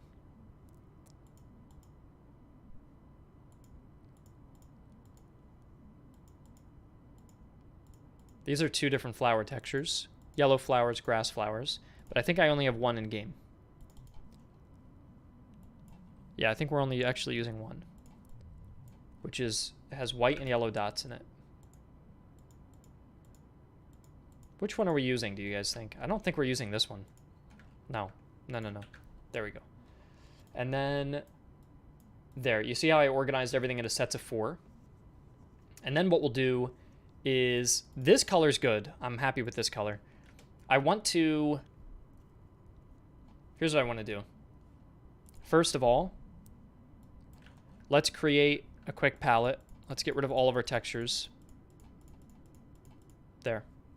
Let's grab one grass from each color. In fact, I'll set the grass color to be brown. There. So we've got this color, that color, this color, and that color. The only ones that should stay, in my opinion, are the one on the left and then that middle one, I think. Now let's do another thing where they're all next to each other.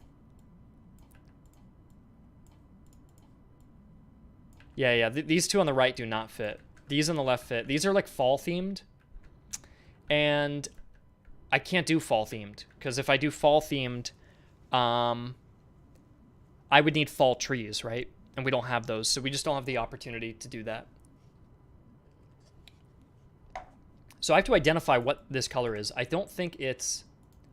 That's like the yellowish one. In fact, if I turn off post, I can see it a little clearly. Gosh, which one is this one? Crap. It's definitely not the bright one. We know that, so that narrows it down. It could be one of these 3. That one's like the darkest. That one's the yellowest. So it's definitely not the yellow one either. The yellowish one is got to be that top right one. So the one I like, this one, is either... Okay, those two colors. Which color is this? I'm thinking it's this one. So we like... Yeah. There we go. So we like these two on the left. We don't like these two on the right. They're just too dull. Yeah, I don't like them. The next thing then I think I want to do is... Could I see myself making a map with either of them? Let me see. So I like this color. And I like this color.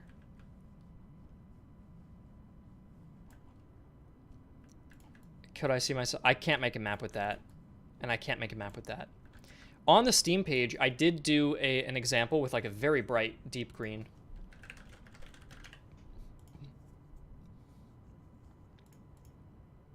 Here. I guess that would kind of be the one on the right. Right? And then this one, that's more of a yellow tone, would be more like that one there. Yeah. So those kind of fit those roles respectively. And what we're going to do then is we're going to overwrite. I'm going to do grass, flower. Damn, those are... Okay. Grass, high grass, flower, dirt. So, grass, high grass, flower, dirt. Grass, high grass, flower, dirt. Grass, high grass, flower, dirt. There we go. So they're all organized. Then what we're going to do, we're going to bring over the texture we don't really like, which is this one. There. And we're going to overwrite those. We're actually going to paste over them. In fact, before I do that, let me add little dividers. These white boxes. Check that out. I can put them up here, and they can act as like little dividers for me. There. So what we're going to do is we're going to overwrite these. And the reason we're going to do that, I think... Let me think, do I want to do it this way?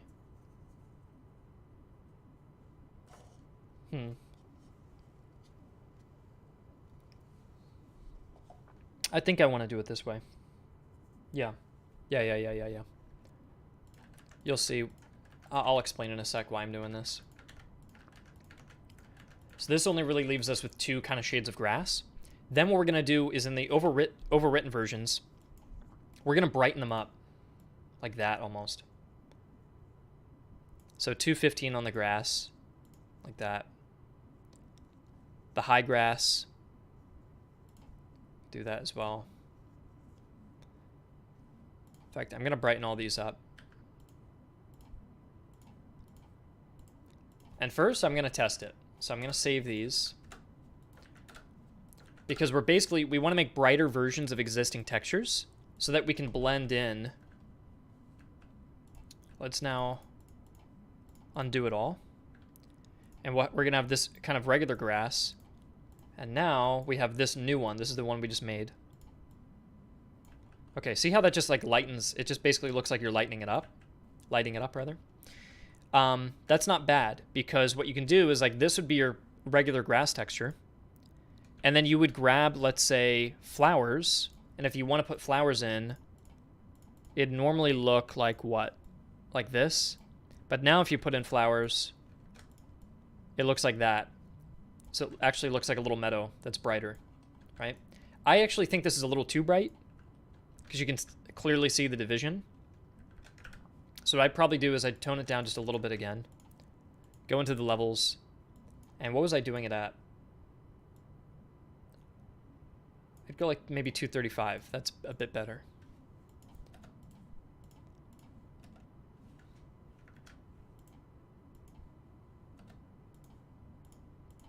There. Let's try that. And now let's see. That would be a meadow now. There. And then dirt kind of looks like this. So it kind of stands out a bit more. Tall grass would look like what?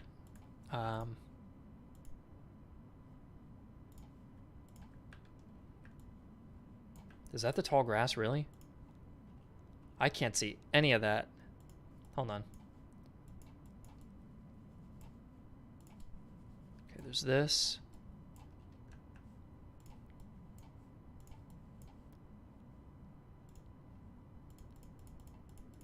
Hold on. There, that's a little easier to know what we're selecting. See how hard it is to like know what the difference is between these textures? See, I don't know what the difference is between that and that. That, I think, is the taller grass, which just needs to be deeper. That's lighter. But I'm just trying to rework the textures a little bit to give myself a bit more variety. There, that's deep grass.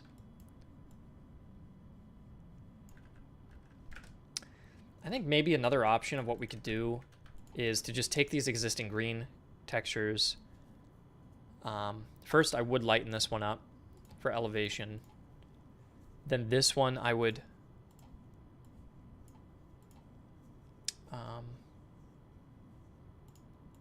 maybe darken it. That's another option I could consider. Okay, what if we lightened all these up? Just as we did. Take this, override those, and lighten them up as well.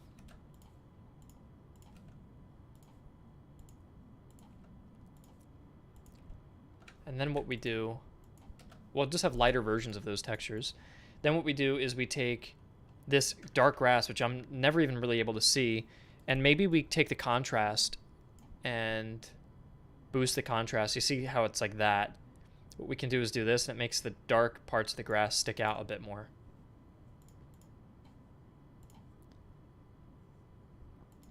There. And then with the flowers, maybe the idea here is that they're just a bit more saturated. Nah. How do we make the flowers stand out a bit more? Let me think. You could do contrast again, but I don't like that. You could do exposure.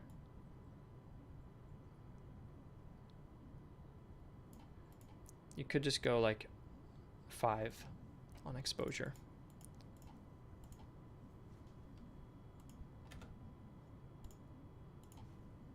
So 5 exposure on flowers.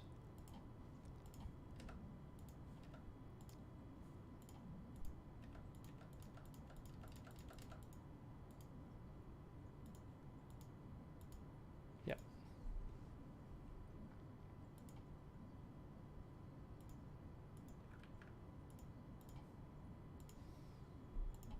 Good. Then on this dirt here, I don't know if you really need to do anything actually on this one. Yeah, this one could stay. So let me save all these and let's see what happens now. And the nice thing is we could just undo all these changes if we don't like it at the end.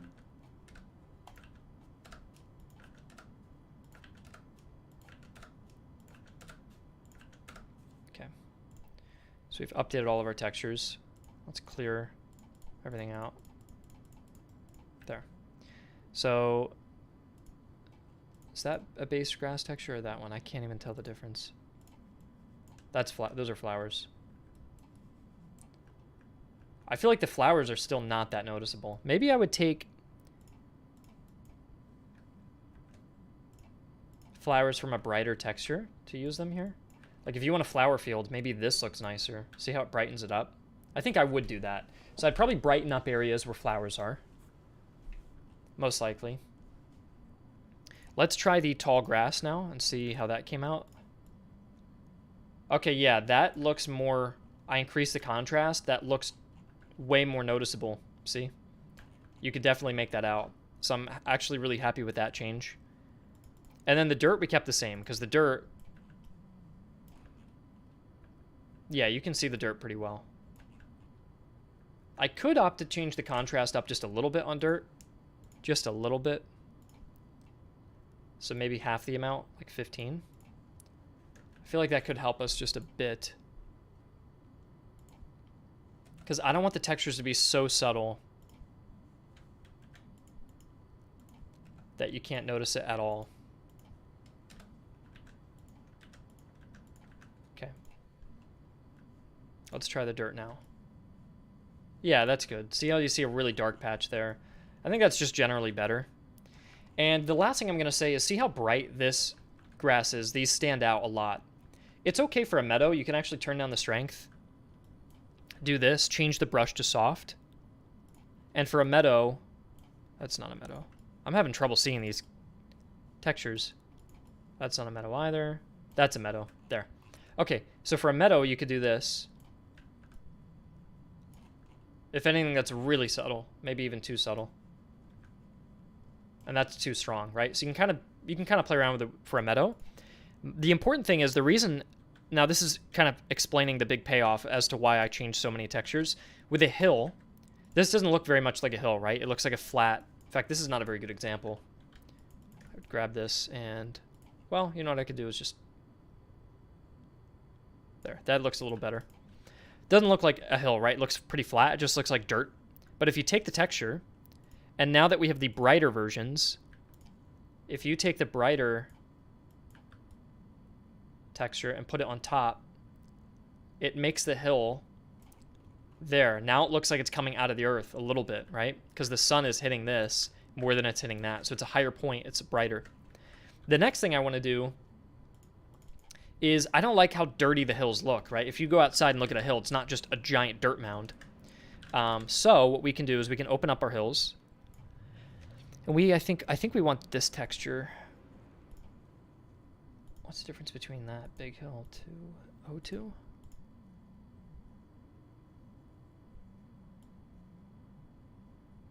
Oh, did he make me... Hold on. Did Sebastian make me 2 sets of all the hills? I believe he did. Yeah. That's really cool. Okay. So my developer actually gave me 2 sets of hills, and the reason is so that I can change them without changing all of them. And the reason I want to do that is... let's see here.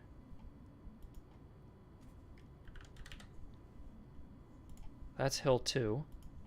There we go. These are all the hill 2s. So what I can do is I can open them up, and because I have duplicates, I can make 1 set green and leave 1 set brown.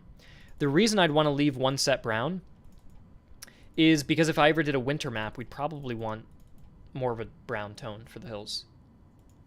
But for these, what we want to do is kind of color match it to this, or to at least to look good on that. Right? So what we're going to do is take the hue saturation and go for more of like that, you know what I mean? I think more of a yellow look, so you get a little bit of that dirt feel. I don't think it should be too bright, nor too pale, nor too dark, nor too light. I think this is actually a good color. Maybe 15. This is what it used to look like. That's what it would look like now. What do you guys think about that? I haven't checked the chat in a long time. I don't think anybody's been saying too much. Do hills have an effect on gameplay? They do. Even though it's a 2D game, even though it's 2D, if your troops are standing on the hill, they get a modifier. This is really smart. I don't want to get too much into the details of it, but basically, if a unit is on a hill, and he's fighting a unit off a hill,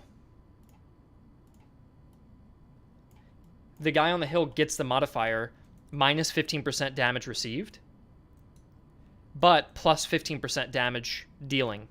So you're doing an extra 15, and you're reducing the damage you receive by 15. Here's the reason why.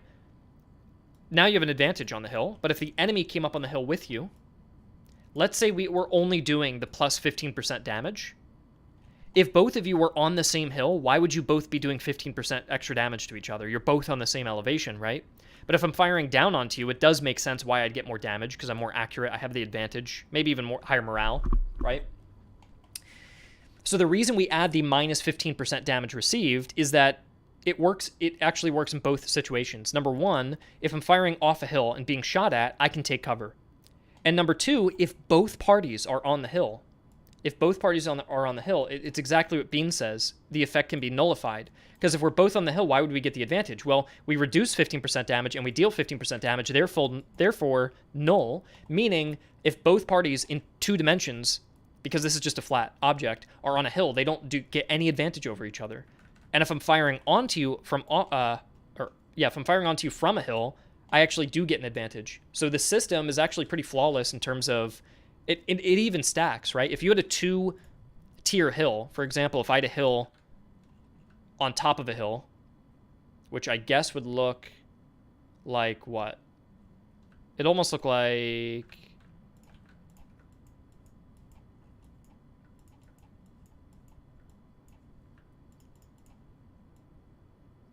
Sorry. There. It almost looked like that. A little bit. It's just too small. That's why it looks weird. But if I had a hill on top of a hill, that's tier 2 elevation. Now I get a 30% bonus. 30% damage dished out and 30% less received. So that if I'm on a tier 2 hill fighting down to a tier 1 hill, I'm actually dealing an extra I'm dealing 15% damage and he's canceling 15% out, which would be as if it's a difference of 1. That would be as if I'm firing down off of a regular hill onto flat ground. So now, even when accounting for multiple tiers of elevation, that system actually works, which is really, really cool. By the way, ads keep running on this video, and I'm going to try to turn them off because it's really bothering me. I turn the ads off every time. I bet you hear me complain about that, and YouTube by default really wants to put them on because it's benefiting from ads. There, I'm turning it off. Okay. So, yeah, now let's go back to our hills.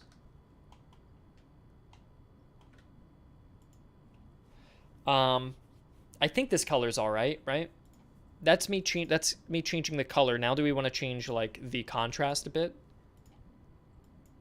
Kind of bring out a little bit of depth. I think that would be good. Yeah, this looks good to me. So we'd be kind of going for something like this. So we go change the color and then change the contrast. So we're going for like a deep green. Oh, not that. So this and that.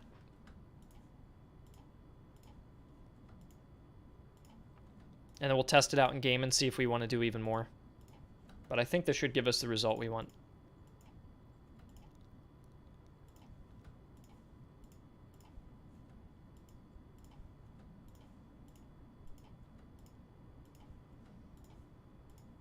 Why are you guys watching on Christmas? What are you guys up to?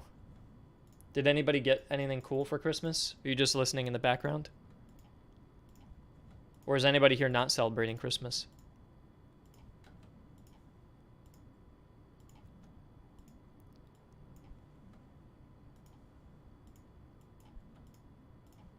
There. It's a quiet Christmas. I live alone. Me and the boys hate it when we get into a brawl. When we get a Brawl Stars ad while watching Armchair Strain. Okay. It's been Christmas. Okay, gotcha, Liam. I guess you're like Australian then? You got chocolate, Rakesh? Okay, that's cool. Or Rakesh?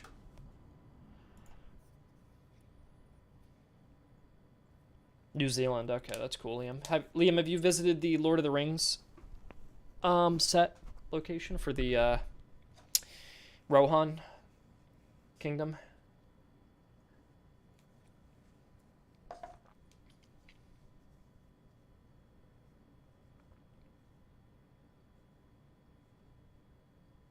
Merry Christmas, Flintlock. I haven't been to Hobbiton. Did they also have the Shire there? I thought it was just the other place, the Rohan thing. All right, now we have green hills. Do you guys think the color is good enough? Here, let me do a better example. Let's make a scene, and you guys tell me if you like this or not, and if not, I will redo it. So this is more the greenish tone.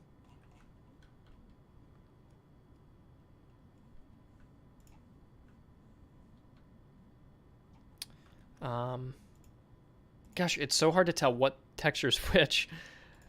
What is this one? I think that's my default brush. Or is that adding flowers? That's adding nothing. Okay. And what's this one? That's dirt. What's this one? That's just light. Okay, good. So watch, we brighten up the top of the hill. There. How do you guys feel about that for the hill? And then let's... Damn, everyone's sounding so depressing in the chat. Look, you get less presents, but I think as you grow up as well, your early 20s... How old are you guys? I mean, I don't even know who I'm talking to right now, but... When you grow up and you have kids of your own, I think you're going to like Christmas again. I think when you reach the age where you're no longer a kid, but you're also not an adult with kids, it's not that fun because you don't have gifts to give to... You don't have a lot of money and you don't have little kids that you can give gifts to. And you also don't get gifts to because you're too old. 18, 20. Okay, yeah, so most people are... So I think when you hit that age, like 20... You know, you're not really getting gifts like you used to when you were a kid, and you don't have kids of your own to give gifts to. So it loses a little bit of the magic there. Now, I got married at 24, I think, or 25. And I just give my wife a whole ton of presents. I treat her like I have kids. Because she's also from England, and her family doesn't really celebrate Christmas. And I don't know what England has to do with that, but... no one, well, she lives in America, so nobody gives her gifts. She doesn't have like family who lives here. So I'm the only one. So then I get to shower her in a bunch of gifts, and she's never had them before. So that's just really fun. That's the most exciting part of Christmas, is giving her gifts. And I think that is also fun. If you don't have people to give gifts to and disposable income to get them cool gifts, or have kids and you're not a kid, like if any of those prerequisites or those different conditions aren't met, then Christmas becomes a little more boring, I guess. I'll have kids, I think, when I'm 30. So I'm 26, or I'm about to be 26 now. So in 4 years, I think I'll have kids. What did Santa give me for Christmas? My mom got me a chair, an office chair, but my wife also got me an office chair. So now I have two. I built my wife's chair that she got me. I don't know what to do with my mom's. I have a painting area. So I might set up my second office chair in my painting area, because she gave me a gamer chair. And I'm thinking, I don't know if I want a gamer chair in my office, but having a gamer chair in my painting area, because the gamer chair is like colored, I feel like that fits the hobby setup, right? So that was cool. And then my wife also got me a gift card for a retro game store. So I just picked up some old PS2, PS3 games with her. That was fun. And some clothing items and stuff. Armchair historian gets a chair. That is actually very true, Liam. I didn't even think about that. That is funny.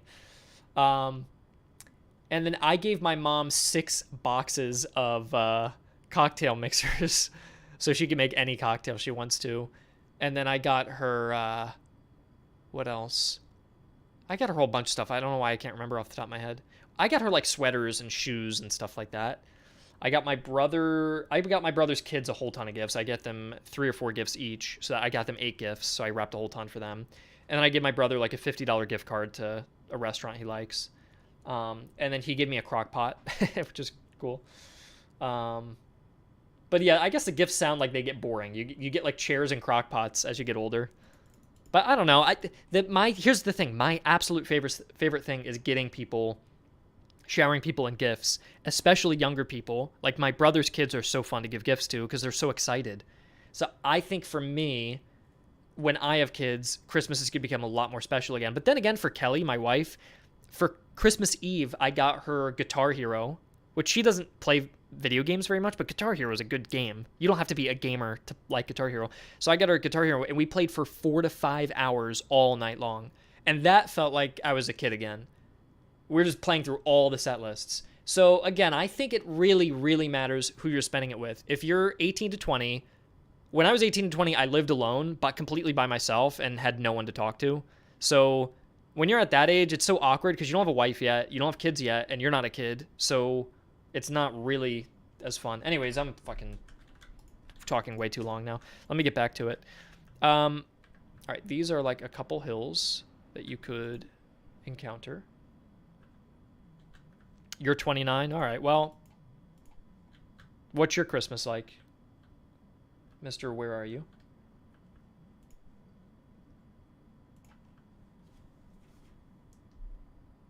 I'll also say, if you're a guy, you're lucky because, I mean, you can't be lazy about it, but you're not in any rush to find a lady or to have kids if you're a guy. You could start that process when you're in your 30s. If you're a woman, it's different. And that's not some weird red pill shit. That's not what I'm getting at, but I just mean it's harder for ladies because guys, as they get older, I mean, I'm sure you guys noticed in high school or college that you probably attracted girls more when you were a senior versus a freshman. And I think guys just are looked at as more attractive the older they get. So, yeah. I mean, if you can't have kids, either you could adopt or you could, I'm sure if you have relatives or I don't know. Either way, if you're unable to have kids for whatever reason, maybe, yeah, Christmas just will not be as special. But my whole point was just that I think Christmas is special because of giving. And it's most fun to give kids gifts because they're the most excitable and the gifts are pretty cheap, but they get the best reactions. And I think that's very rewarding.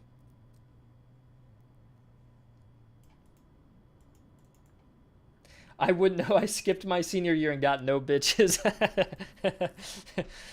Okay, I think we'll stop with the conversation because it always turns into like a dating advice thing, and I'm not qualified to give dating advice, so I will not do that. What's cool is I have these sloped bushes, so you can put sloped bushes on the hills to give them an even greater sense of depth like that. Just kind of neat. The other thing is the hill looks like it's...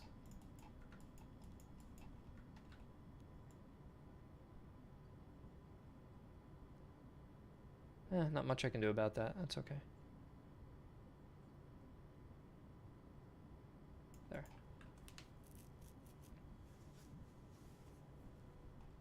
Armchair dating experience. Well, look, the last thing I'll say is if you guys are having trouble with the ladies, man, someone said, how old do I have to be? Wait, what did someone say? What is the cutoff age for attractiveness? For a guy, I don't know. I think you could probably be... I think your peak attractiveness is at 30. And I think when you're 40, that's when it would go down. I think 40, you're seen as kind of an old guy. You can still find ladies at 40 especially if you got money. Not in a way that... You don't want to attract a woman for money because then that's not good. You're going to get scammed. But having money helps. Having money is like having makeup. That's how I think of it. Like if you date a girl who only wears just a full thing of makeup, then that's maybe and you're only dating her for her looks, that's not good. But makeup is nice on a girl. And for a guy, if a girl's only dating a guy for his money, that's not good. But money's nice, you know. It's kind of the same type of thing.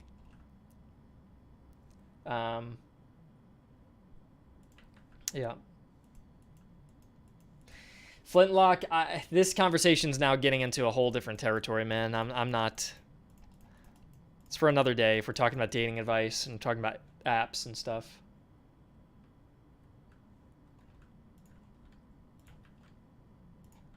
I like how the map's coming out so far. Or just like how this scene looks. Way to insult one of your viewers. Wait, what do you mean, Will? What did I say? What did I say? What you said about the cutoff age for attractiveness? I'm not. I mean, I'm not making fun of you. I'm just saying. Well, I just thought that comment was funny. First of all. You guys are desperate for the dating advice, man. The history crowd is. I find the voice you read my comment isn't so. I just thought the comment was funny. That's all. I'm not. I don't mean. I'm not trying to be mean to you. I said it with kind of a depressed tone. It sounded funnier that way. I'm not saying you are depressed or sound like that. I just thought it was a funny way to read the comment. That's all.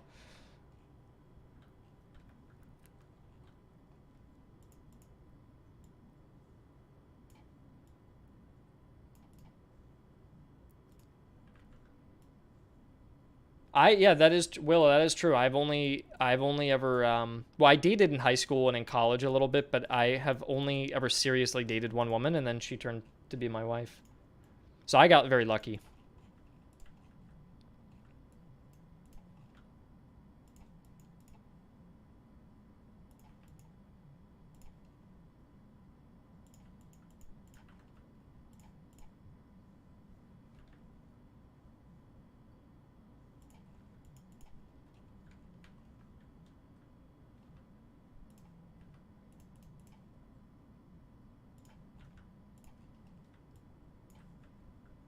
All right, the map, this scene is almost done, and then you guys tell me what you think of the hills.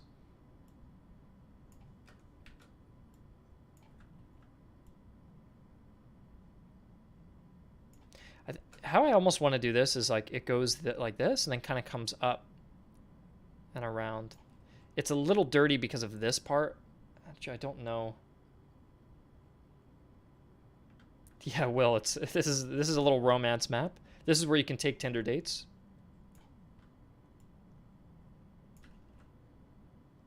Yeah, that's a shame that the hills do this. I think the only that does suck.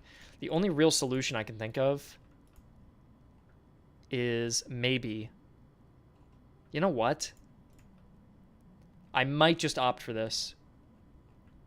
All right, here's what we're gonna do. That one sucks. I don't like this one. Is Kelly the girl you posted with the picture of Brandon F? Yes. Yeah, me, Brandon F's fiance, and my wife were all in that picture. If you guys, it seems like you guys actually want advice on that, and I think it is maybe inappropriate in a game development stream for me to give advice, but if I were to say anything, I would just say that I think it's really, really important to, I think when you're looking to find a long-term partner, the best thing that you can do is look inward and not outward. And that's not just being cliche. I'm just saying, it's also not saying a red pill thing, like you just got to get rich. That it's also not that either. But I think for me, when I just focused on like being healthy, exercising, being independent,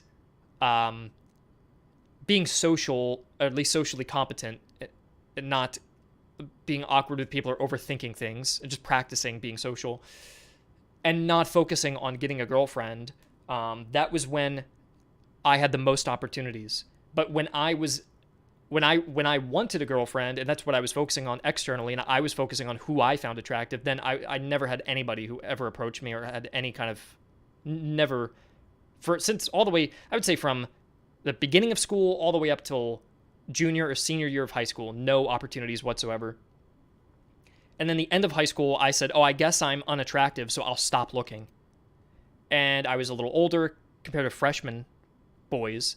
And I'm just talking about high school because that's the age range. You could also apply this to college, okay, or whatever age range you guys are in.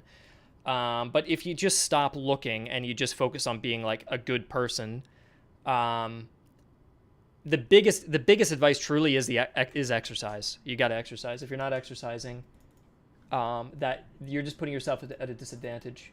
But also, if you're looking for a wife for the rest of your life, that's a big part of your life. So doing a little exercise each week is such a small thing to do for something that is literally life-changing. So if you really cared about it, if you truly cared about it, you wouldn't be looking, where can I find women? You would be looking at, how can I improve myself? And if you improve yourself enough, then women will find you, I find.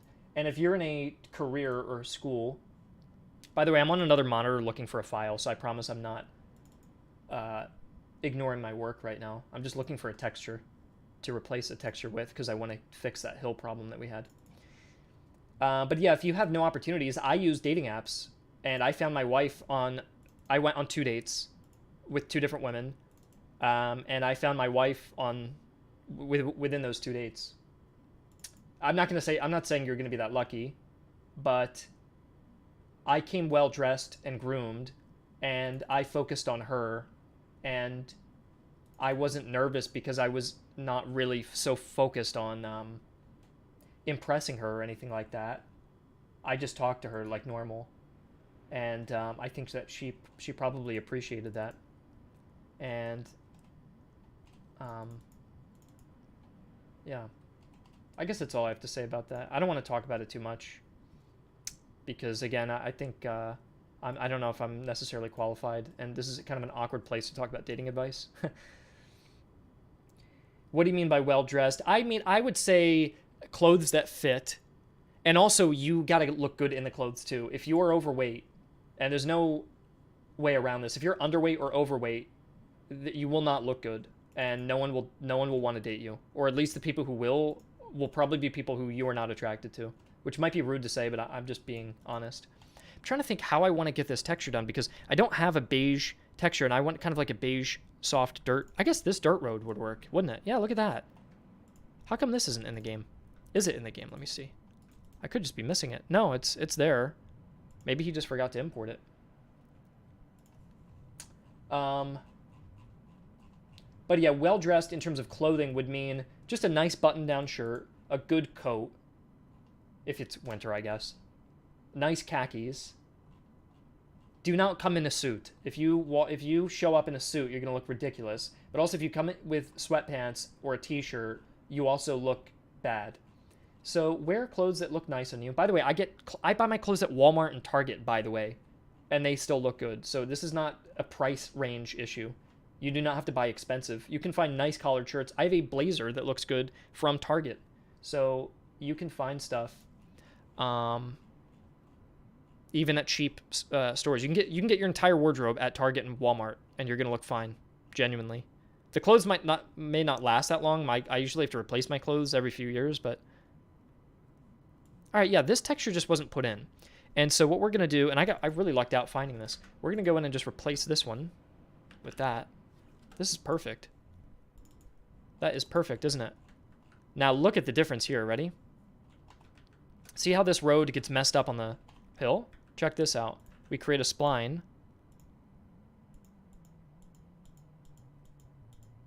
And the spline's going under right now, but we'll fix that.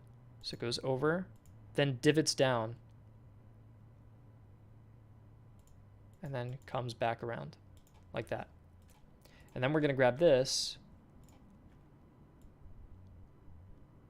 There. Change the knot height, and check that out.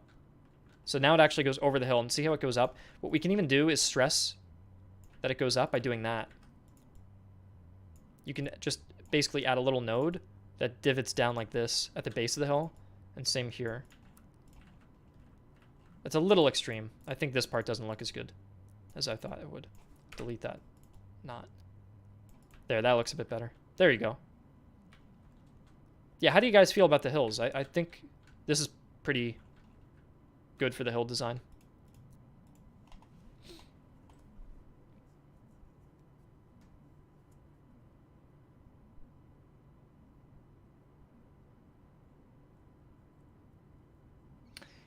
Also, though, don't show up with a blazer unless you're going to like a really fancy dinner. Don't show up on the first date with a blazer. I could just imagine. Here's what you do not want to do, okay? You don't want to come out looking like this. Let me just do. Please do not, for the love of God. For the love of God, do not do this. You do not want to do this. This doesn't look good. I'll be honest. And if your beard looks like this, by the way, women will also not like that. Shave the beard off. Get rid of this if it looks like that. Do not go with that. The hair should not be greasy. Fix the hair. Just you gotta be, you really gotta not do this, man. You really just gotta not. Do not show up like this. Do not show up with that t-shirt like that. Shave this shit off. Get in shape as well. If you do those steps, I guarantee you it's gonna be way better. I guarantee you. Okay. And I know for a fact, and I'm not being mean, but I know for a fact that some of you probably have looked like that, whether now or in the past. Whether you even realize it or not, just try to have the self-awareness. I've done shit like that too. I went to high school one day in high school with an ascot because I thought they looked cool. And that was the most stupid thing I did. So, you know, just be aware of how you look. Be critical on it too. That doesn't mean you have to be, that doesn't mean you're shallow, but just, you know, have self-awareness. Dude, yeah, you meet a guy and he shows up like dollar store Al Capone. That's right. Put yourself in the perspective of the girl, okay, and look at yourself. And if you really, if you're like, damn, that's just don't look like a Redditor. Yeah, that's right. But yeah, dating apps. I'll also say dating apps aren't bad for experience. If you're just nervous, dating apps are so low risk. You just go and you just learn how to talk and be normal. So, I like this scene though. I think this came out nice. I'm pretty happy with that. The road has some weird like texture issues, but I'm not too unhappy with that. We're gonna clear this, and I think we're ready to start.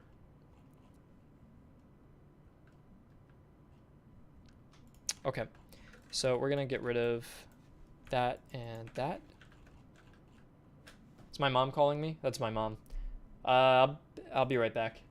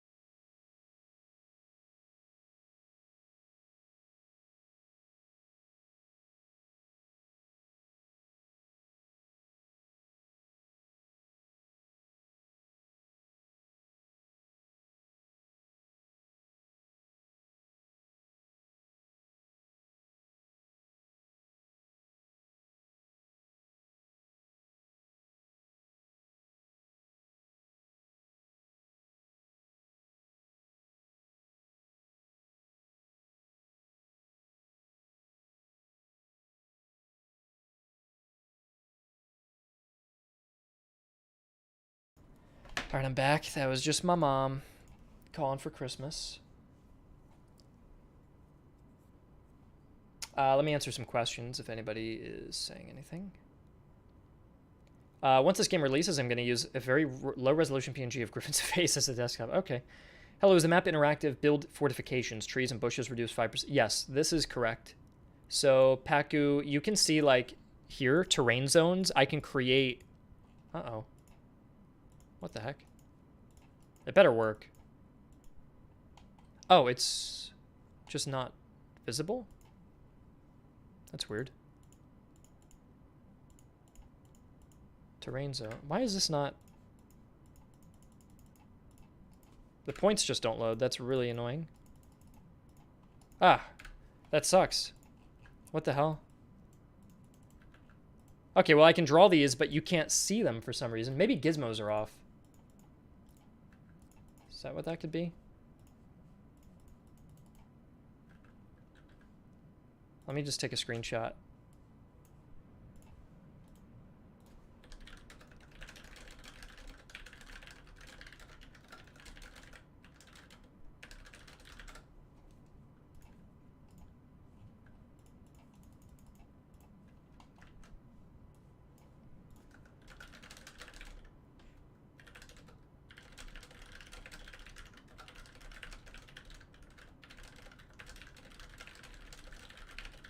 Okay, workaround. I think I actually have a workaround. Yeah, I got a workaround.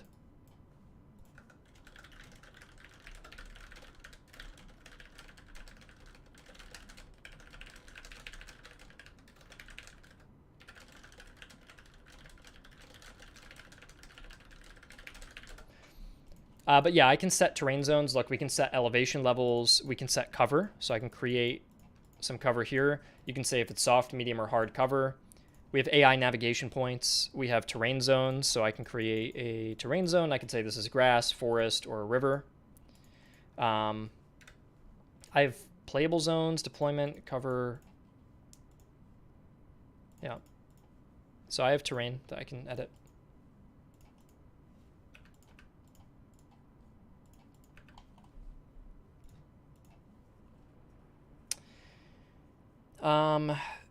All the regimental standards. Okay. I need to see that army. Christmas event. Imagine Texas Beach.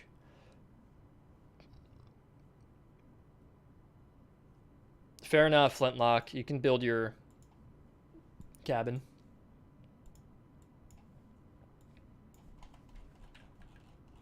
All right, this is a river flowing down the map. I'll probably make another. I like to lay out the rivers first. I like to start with the non-man-made stuff and then put man-made things around it. Now this shallow river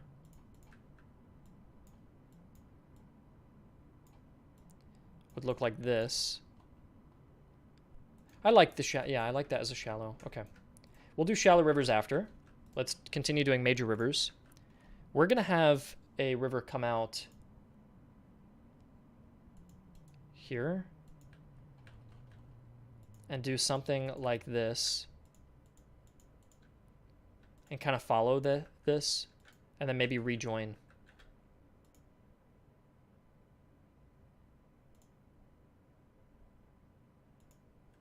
It's kind of what I'm thinking because I've seen that on maps before.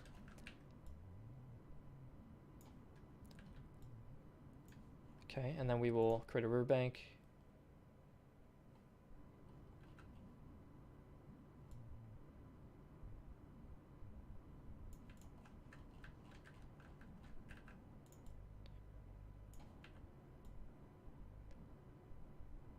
I think it looks better like that. Good.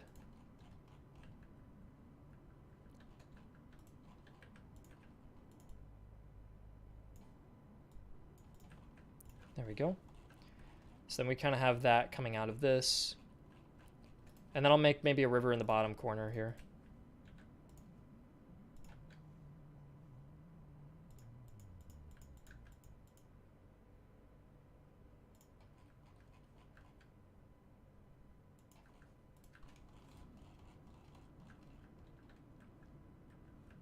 I'll actually bring this out a bit. Let's do a bigger one. Like that.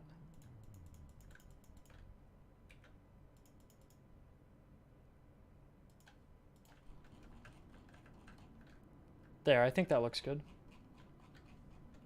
Hi, Scoot. How are you? Should I make this one big? I think the other one's quite big. Let me see. The spline scale is the biggest it can be. There.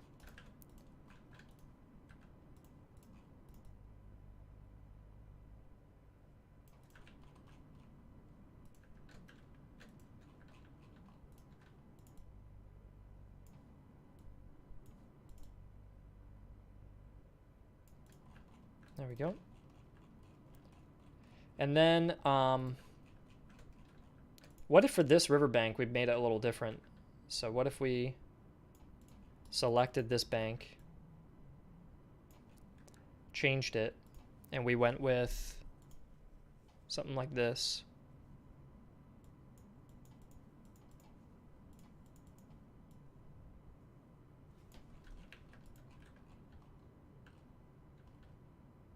Or would you prefer like that? Which one do you guys like? Do you like the one that has a little bit more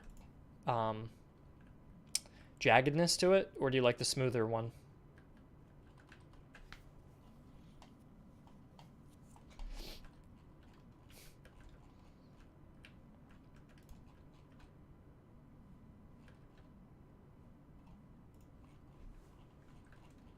And then we're gonna do creeks.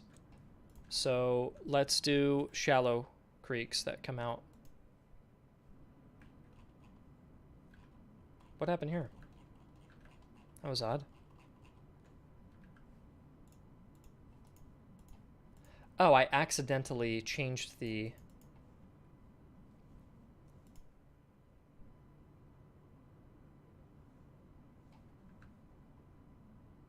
Have I tried the new Manor Lords map? I just didn't really care for Manor Lords that much. I mean, I think the game's cool. I just don't play city builders. So, Vogel, I'm actually making a real map for the game.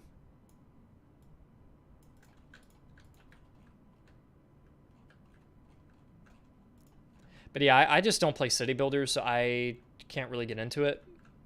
I think it's a cool game, but where should this creek go?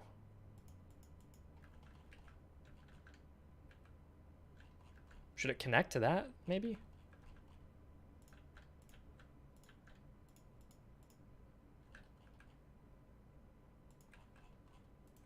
Would that be weird? I feel like that looks wrong.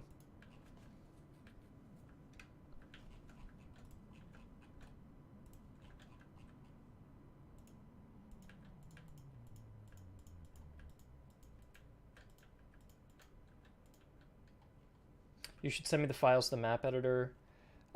You would need Unity. It would be a little harder. It wouldn't be so easy.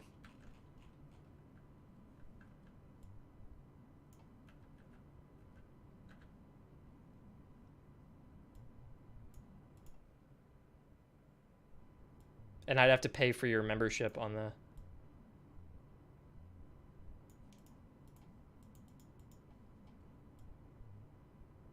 project.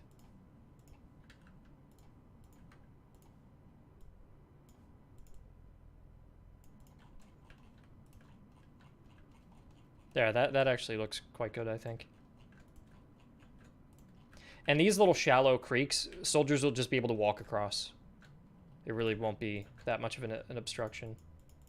Is this map inspired you trying to create something from scratch? I think it's just something from scratch. I'm not really inspired by anything but this one. I wouldn't mind later on working on one that looks more historical, like finding a historical battle map and trying to copy it a little bit more. But this one, I'm just trying to make something for fun. There, I think that side of the map looks good. I don't mind having huge sections that aren't water, by the way, because I don't want water to ruin a map by having like choke points and stuff everywhere.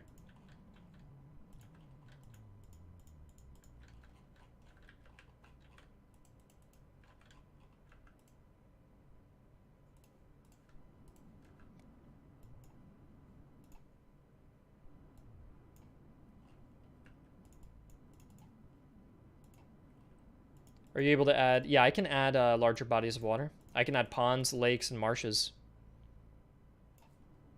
Should we have a river flow?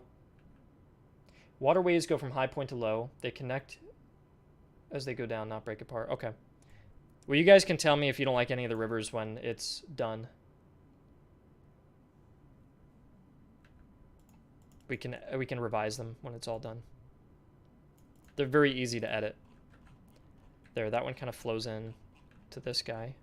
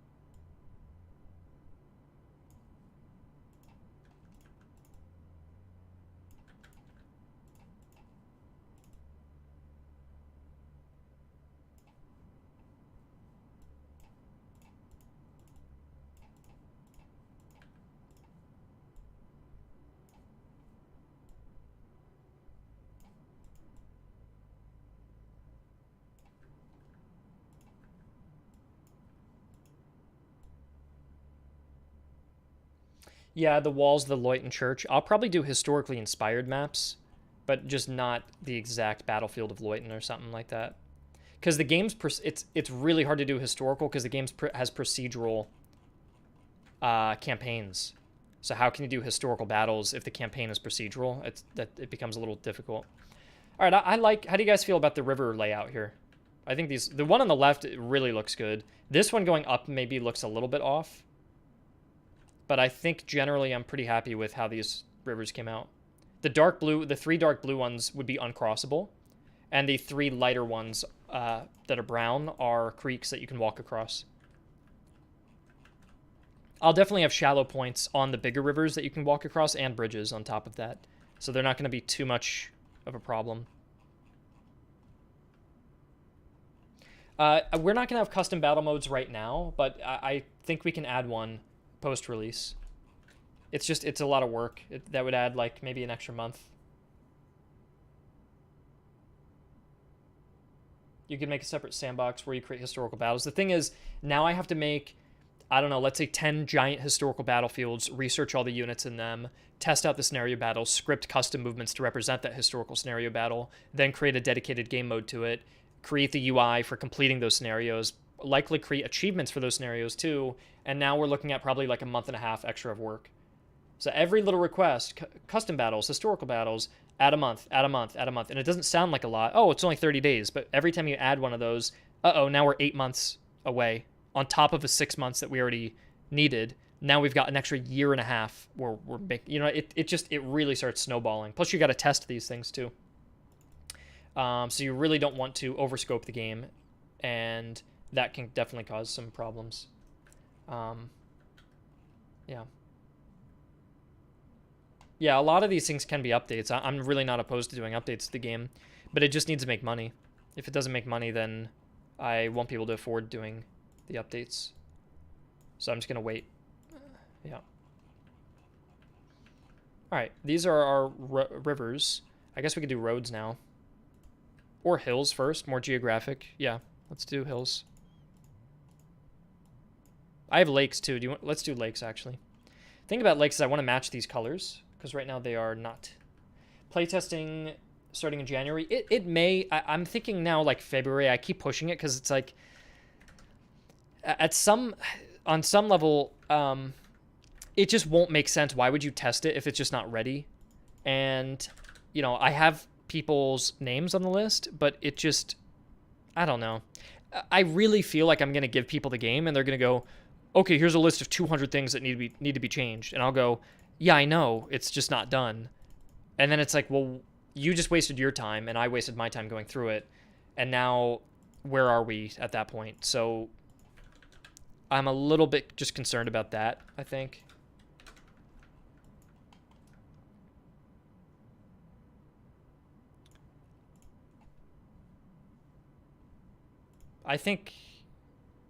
I don't know, we or you. I don't know if your name's on there.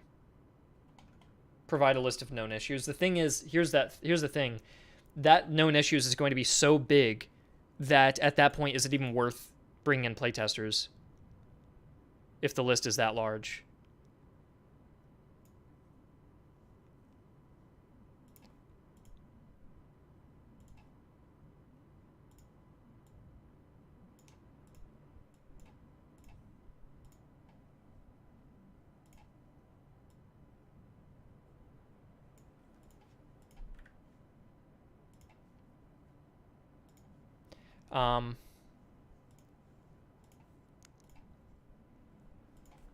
So yeah, that's my only concern, I guess, about playtesting. It's just I don't know if people have enough right now to look at.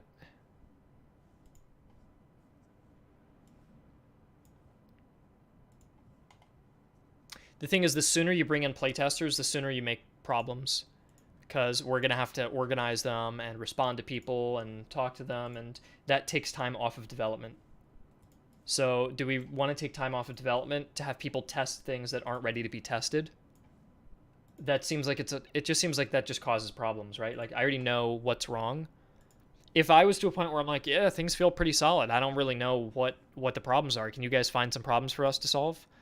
Then that to me feels a little more useful of both of our time. Would I be able to make another game if this one if this game failed? I would not have the money to make another game. Maybe I'd get a publisher. That could be possible. But I would say for the most part, this is kind of my last attempt at a game. Which I like doing this more than probably anything else. I really don't care about YouTube as much. So if I could do this instead, I would be much happier.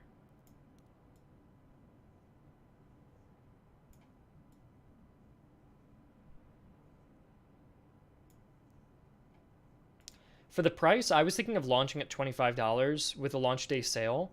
That brings it down to $20.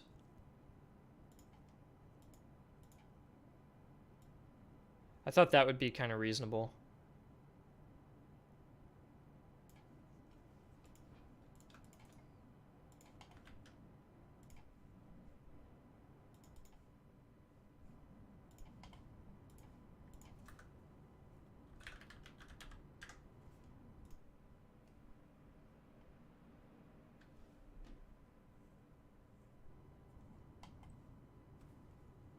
Yeah. Because I also figure Ultimate General is $50. So our game would be exactly half the price. And Grand Tactician's $40, so we're also cheaper than that as well. And Ultimate General Civil War is $30, so we're still cheaper than that. So we'd be cheaper than pretty much every competing game. And I think in terms of content, we're actually... we are actually bigger than those games in some ways. I don't know.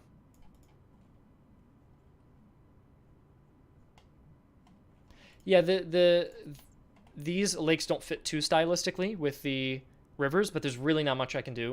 We will just have to kind of deal with it. I want to get the colors to match a little bit more. So it seems like we've got more of like an aqua deep blue. So I'm trying to match that a little bit more.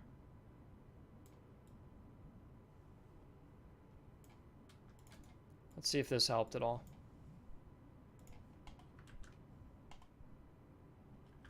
Alright, I think that didn't really do anything. Crap, what do I want to go for here?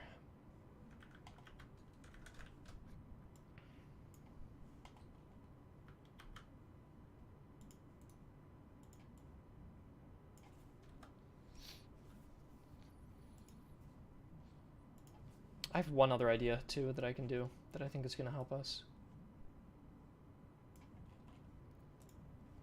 What we can do is the rivers have these like riverbeds that are stone.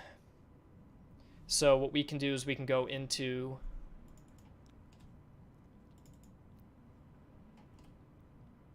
the dirt and grab.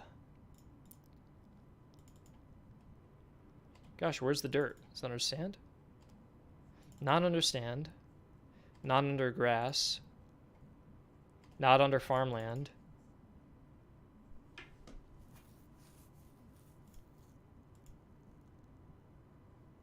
Where's that like rocky? It's like a rocky road texture.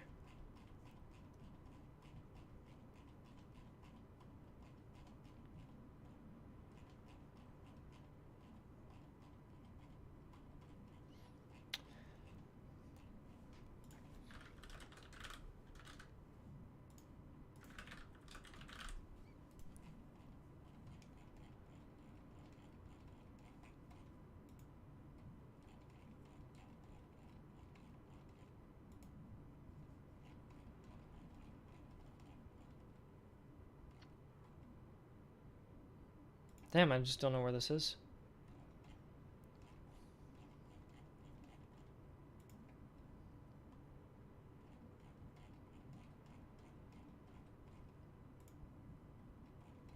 You know where it probably is? It's probably in Fire Maneuver. I hate when that happens. I gotta go to Share Drive.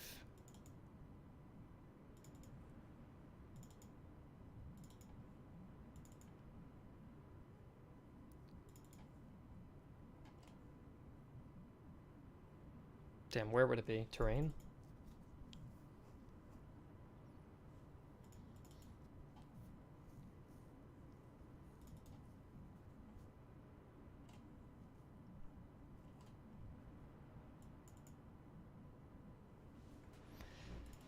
Oh, gosh. There's dirt and mud. Maybe this, like, dry clay texture could work, but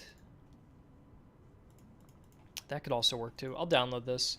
That's not a bad one.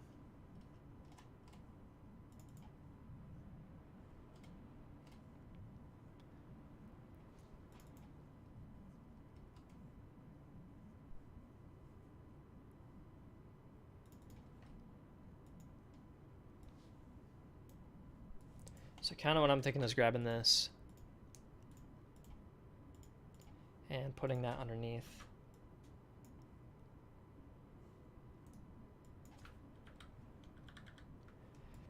And check this out. What we can do is do this. Then we grab that, kind of mask it out. Kind of see what I'm going for here. We can create that depth effect. And then what we can do is, how do I want to do this? What about this idea? What if we took a brush?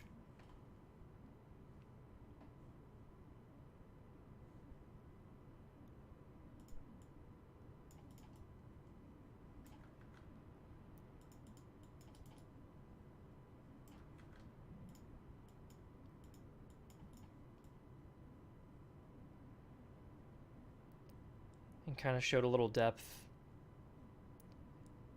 there. What is this slit right there? I don't know.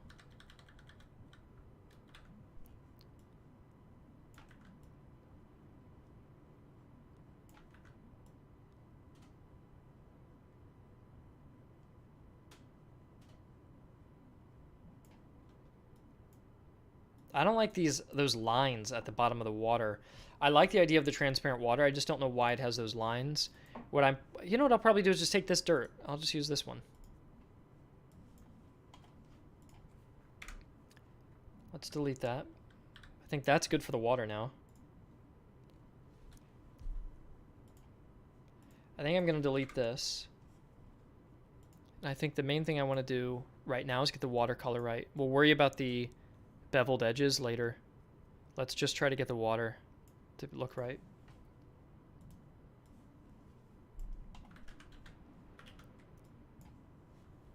There, I think that's a better way to go. Maybe a little bit like that. Well, you know what? This is fine. I like how the river has the stones, though. I do quite like that. So I wonder, where the hell would I have like stones like that? That's tough.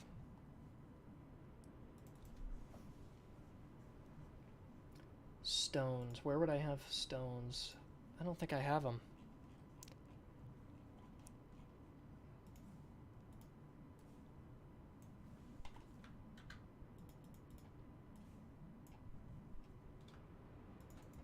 Could try using this. This at least looks a little more dynamic.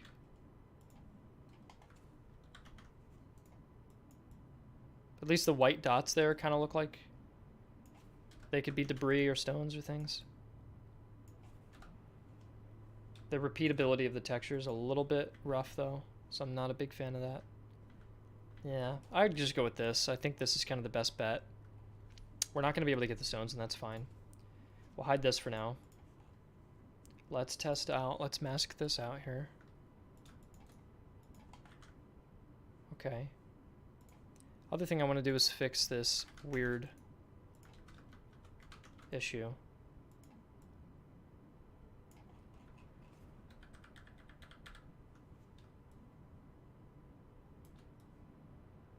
Ah, whatever.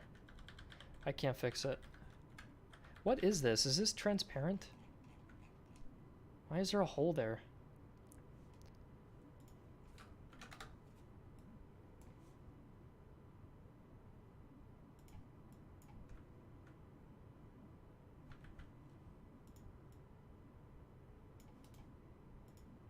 Oh, there's no way it's gonna look good.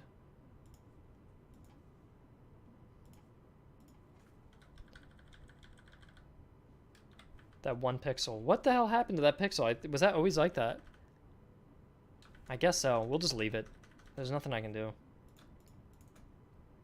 Alright, let's see how much better this would be. Alright, it's a little bit better. The edges don't look right. This looks like a marsh almost, actually. The watercolor needs to be more like aqua, but I can't match. It's not light, and it's not dark, so I don't know what color I'm kind of going for. Damn, this is a little tough. It's a little tough.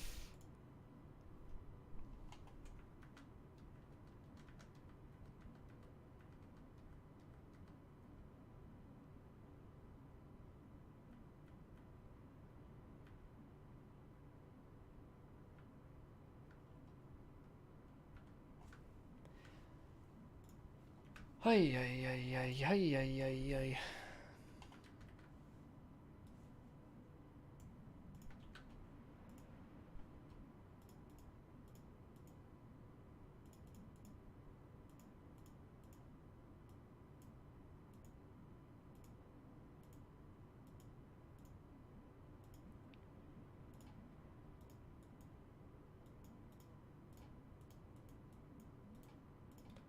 This seems like a good texture to me.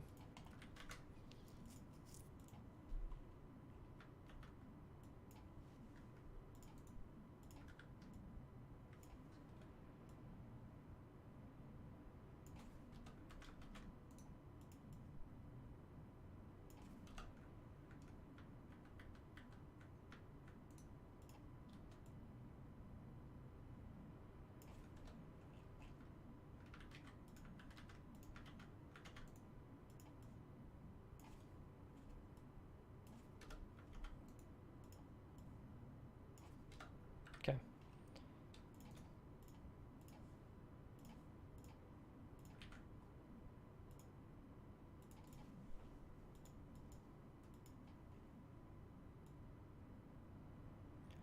It's like deep, like that, but blue.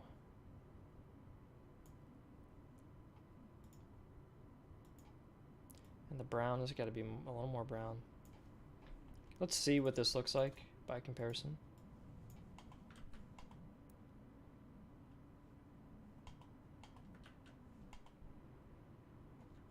Okay. The edges look way better. The center looks very weird. It's almost green, the way it's blended. So the blending is not right. Damn, it's tough. Oh, man. The dirt definitely looks better, but on the edges, but the center looks really wrong now. It's hard to get this color matched, and I mean, would it even be possible to get a river to flow into this? Just out of curiosity.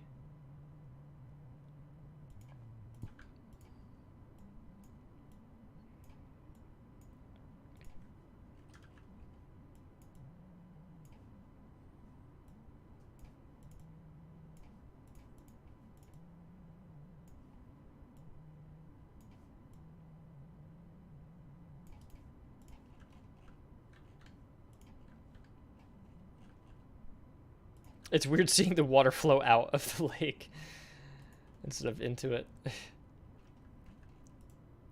I don't think water should flow into lakes. I think the lake should be separate because they don't look good next to each other. So if there are lakes, they should be separated. That's my opinion, first of all. My second opinion is I don't like the transparency thing. I think it could be done right, but it's just done too much. So I'm going to undo this.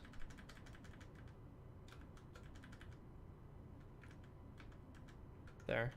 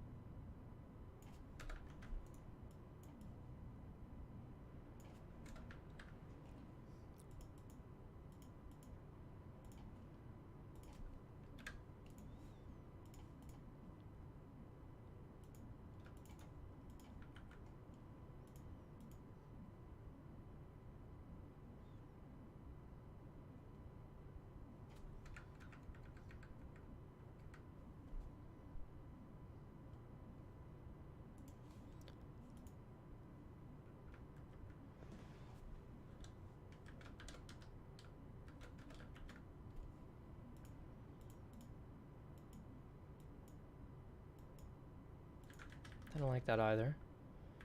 I think the best bet is grabbing this.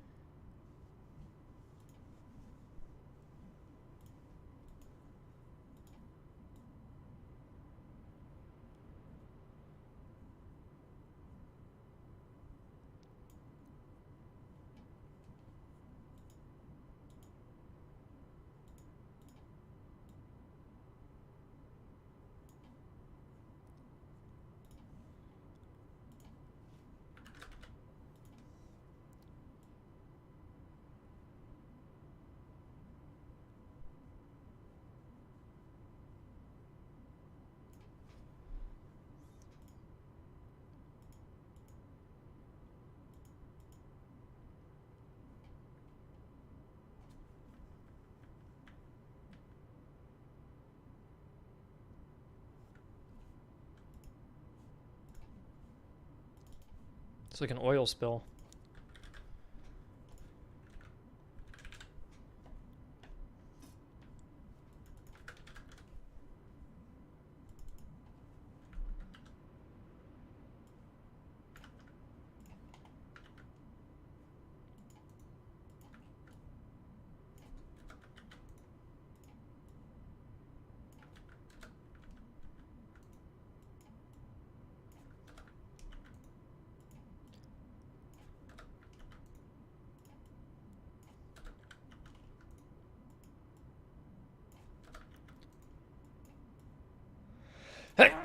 Sorry.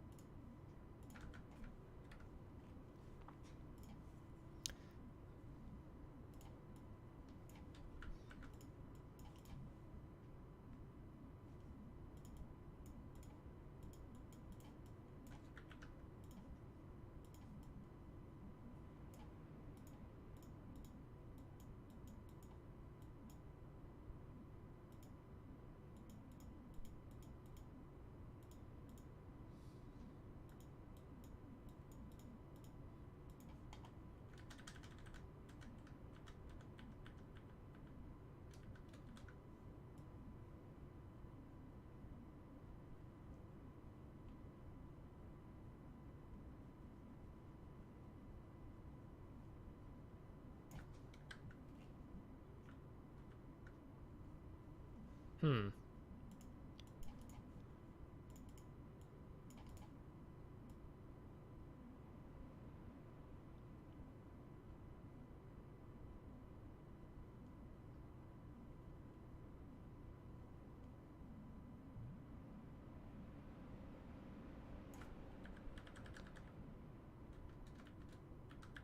Damn, I'm having a really tough time. I'm sorry, guys. I'm just not an artist, and I'm not the greatest at Photoshop.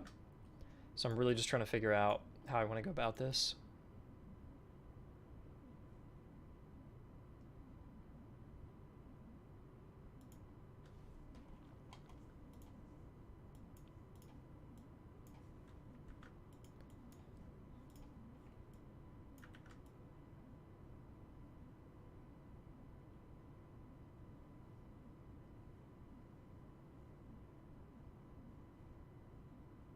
I think lakes are deep enough that you don't see underneath them. So I think what I'm trying to do is inherently flawed. Like a river, you can see the rocks underneath because it's usually shallower. And I think lakes are deep enough that you don't really look into it and just see to the bottom of them. So I think what we really should be focusing on right now is getting the colors to match. That to me seems like the biggest priority above anything else. Is just trying to get the water to match the color. So that's obviously too green. So this is all we have to do. Just keep playing with it. That's too green. We know that doesn't work. Let's go almost toward like purplish just to see what that would look like. And we're just going to keep repeating trial and error until we can get something. So that's too blue. It's translating very literally.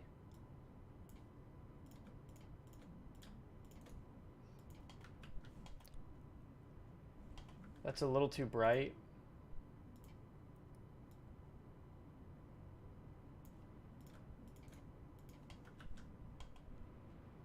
That's a bit better, but you see some greenish artifacts there, which I don't like.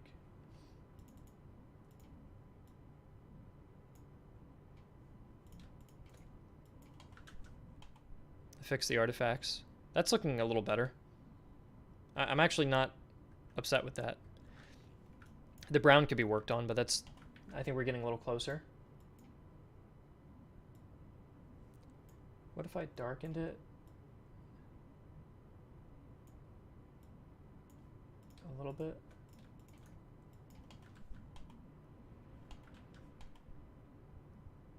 No, I like it better how it was before.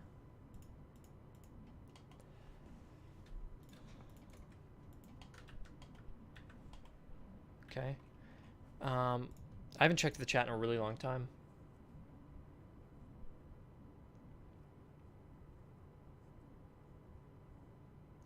Make a river in the shape of a circle. Clear the water. Lower the part of the bank. That sounds like it's bro, how long have you been stuck on one thing? This is just what happens. I mean, we have to have lakes, right? And so I have 2 weeks to make a map. If I need to spend a day perfecting the watercolors and trying to get them to match a bit better, then so be it. I'm trying to figure out like what the biggest issue with the colors are right now. Just bring them a little bit closer. So if I were to look at this and this, and then what you do is blur it all. Yeah, you're kind of getting almost more brown on this one. So that's interesting. Like,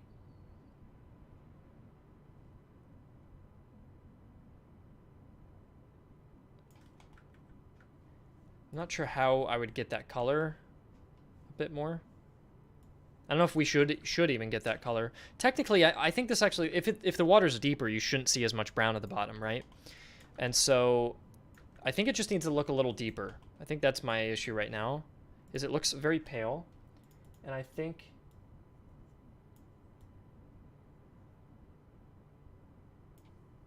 if we just deepened it a bit, maybe that'd make it look a little better. That looks quite nice, actually. I don't like how green... Well, the green is actually not bad, like algae. So I'm not actually too opposed to that green. Now, realistically, it'd be further away. I'm not going to put them next to each other. So this is what it would look like in game. I'm pretty happy with that. We could always make adjustments later. Let me see if there's any little things I want to do to the color.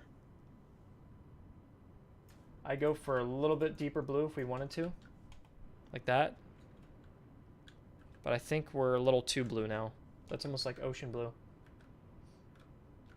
But I think actually making it a little more blue is cool.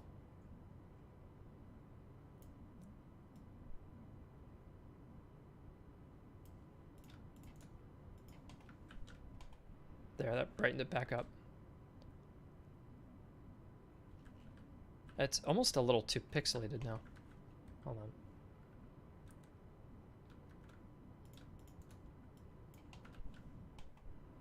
I actually like that clearer blue color a little better. Maybe it's not muddy enough.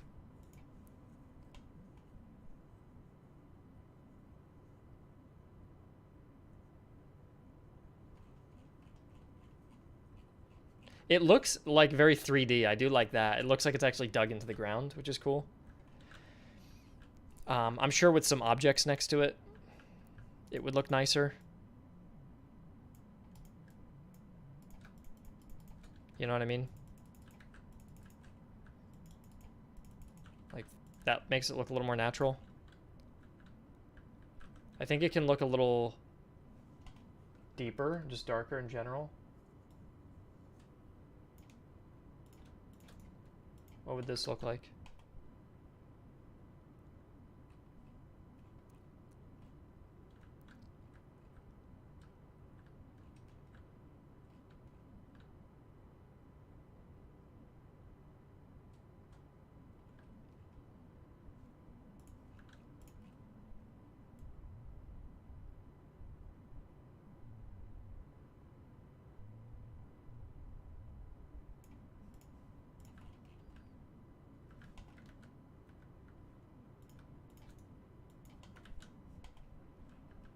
I'm generally happy with this.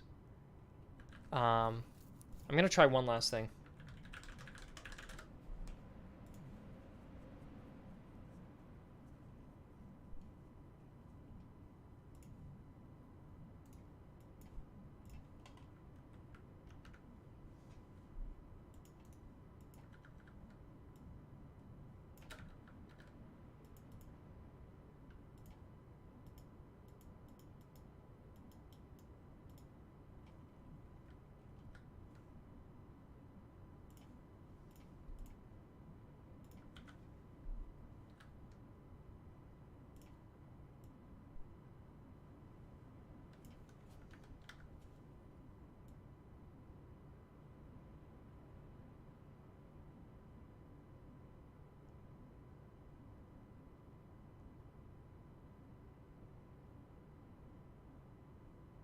Okay.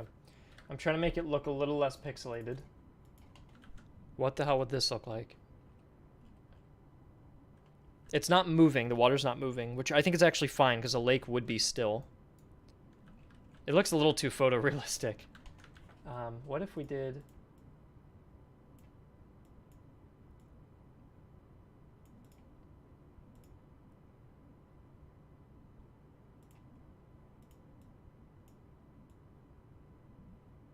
How about this? Hold on.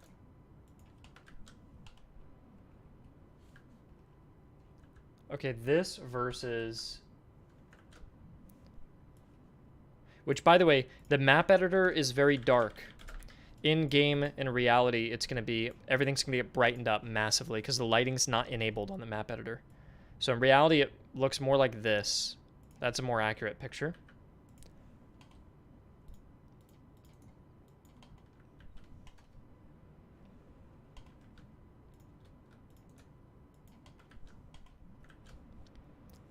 Versus this.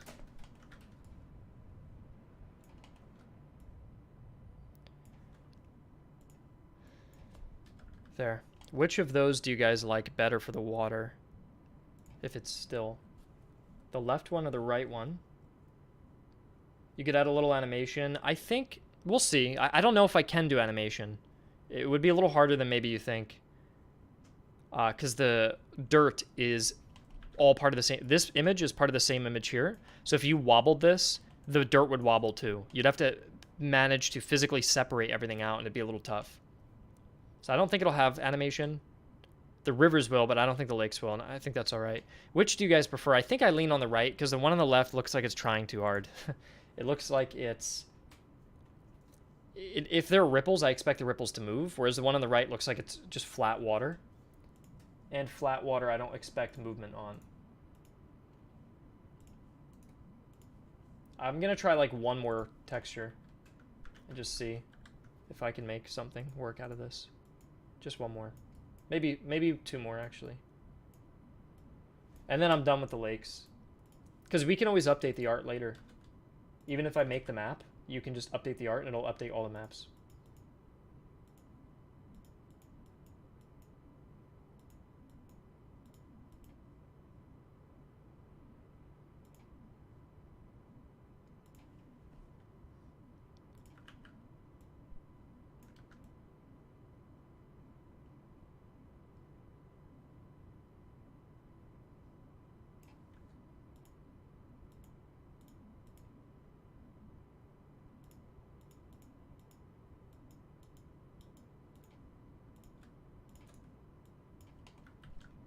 How's this? That's actually kind of cool. Wait, did I just solve it? I think I just solved it. Look, it matches the river now, and it has depth. There's a little bit of like rippling there that doesn't look good because it's not in motion. This looks fine though, without motion. It's this ripply part.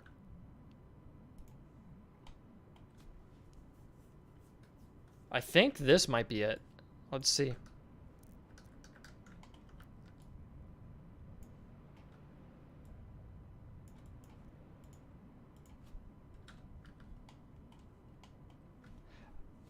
The angle looks... Yeah, the angle definitely looks off because of the ripples. That's fine. But I really do like how it looks deeper toward the center. It definitely adds a sense of depth. And what we could do to achieve that, we can get rid of these ripples and still achieve the depth. So I'm going to try that by using the burn tool. So I had just put an overlay of a water texture on it, like this. Okay, and then just lower the opacity. But I think what we can do is take a burn tool and burn the water. Do you know what I mean? Do you know what I'm going for here? Kind of burn the water toward the center. It's a little strong.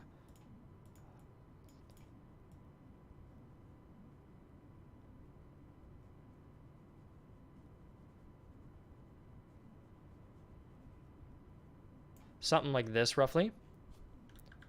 That actually might look quite nice. Now let's test that compared to the ripples.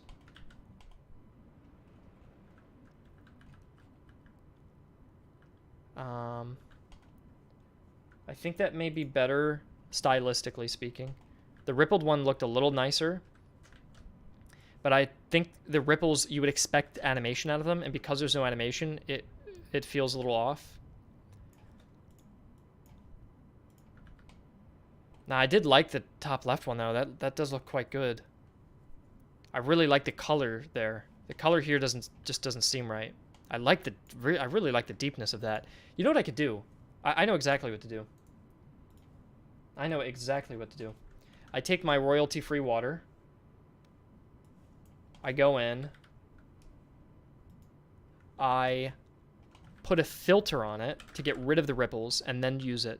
So watch, we're going to go artistic, oil painting. See what I'm going for here? And you could almost just build some noise. I'll try this, and if we don't like it, I'll try a blur, which the blur would probably be a safer bet. Okay? We're going to get rid of the burn, because I didn't think it came out great. And we're going to try this instead. It also gets us that greenish brown tone that we wanted. Do I like multiply or overlay? I use multiply at 42. Okay.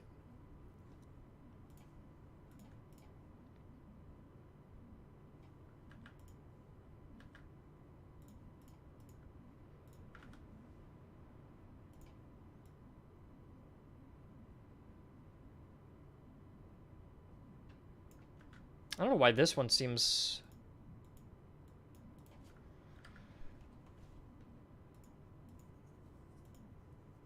42 multiply. Why does it look so different?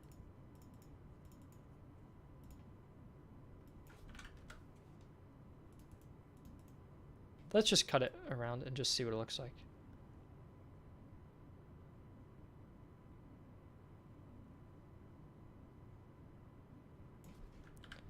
Okay, I think we're on the right track though.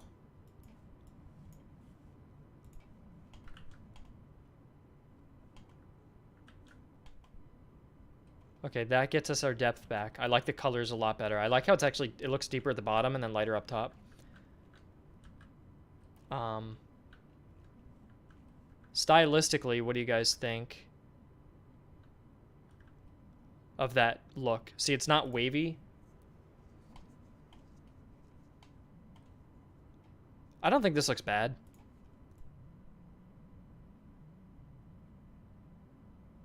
Right? Lil bro is cooking, yeah.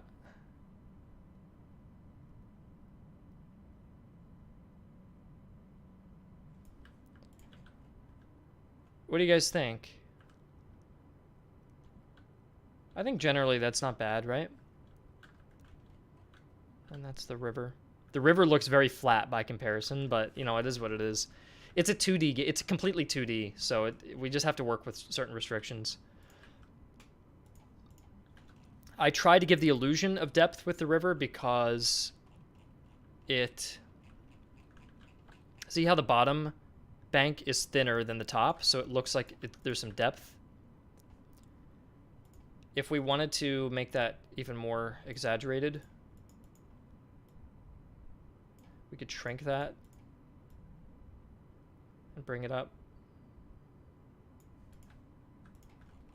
But yeah, the angles are different. The angle of the river is a lot more top-down than this, which means that's okay. It just means we have to put them further away from each other. Because if your screen is like this, you're going to go, huh, that looks a little off. But if your screen's like this, you're like, oh, okay, yeah, I'm fighting. Screen's like this, okay, yeah, I'm fighting. And it's fine. And soldiers next to the river look like that. Soldiers next to the lake. I'd argue the lake looks nicer. Would you go fishing there? I think I'd go fishing. And by the way, this is in comparison to the original lake. I'll show you what it used to look like. You tell me which you like better.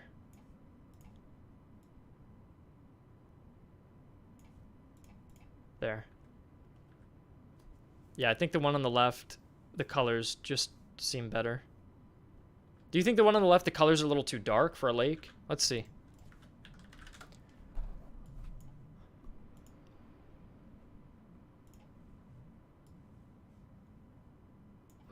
I think those colors kind of match, right?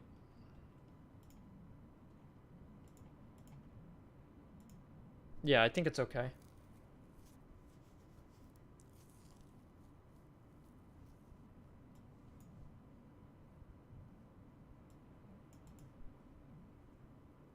Needs to be more brownish or green.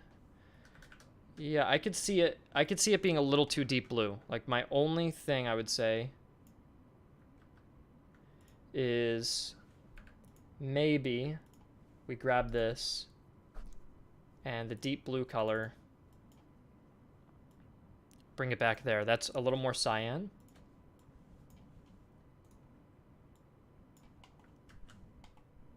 There, you kind of bring out a little more cyan there, but it looks... I almost want to go with the middle ground between those two options. How about... Oh.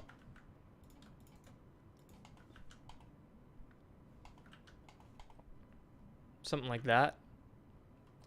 I think that's a little more cyan colored.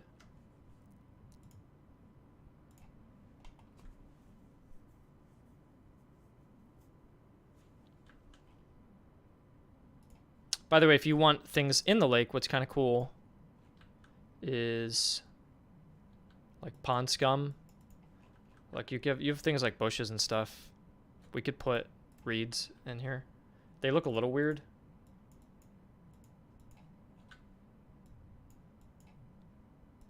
But you could do...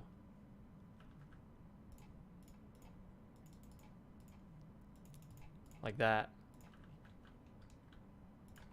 That didn't look too bad. Right?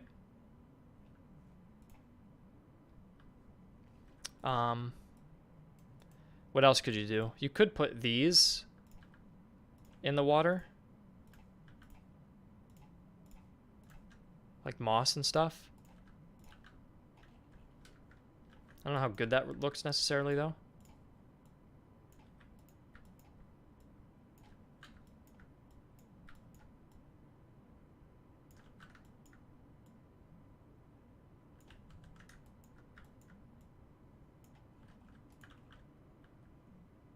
Seems like something else needs to be done. Do you mean to work on something else on on the game and not spend more time on this? I think you're probably right if that's what you're saying.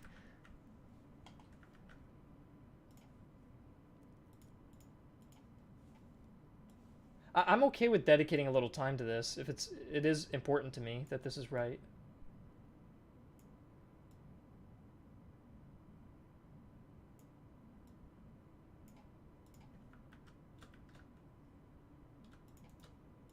This would be a more of a green tone. How's that? Do you guys like the greener tone I just did? Or do you like the bluer tone that we just had?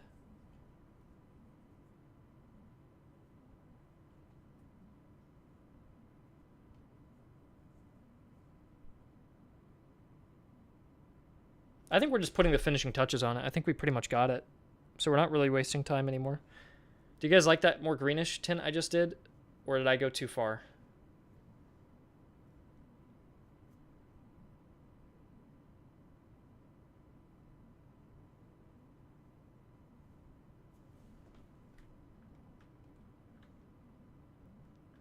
Too much. I think I did a little too much green.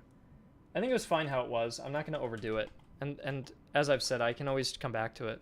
We're going to leave it like that for now because it matches the river. So here's all we need to do now. Is we just need to grab the hue saturation and put it over top all of our rivers. Or sorry, our lakes. There. Then grab our water overlay, which is at a multiply 40%. And put it on top of everything.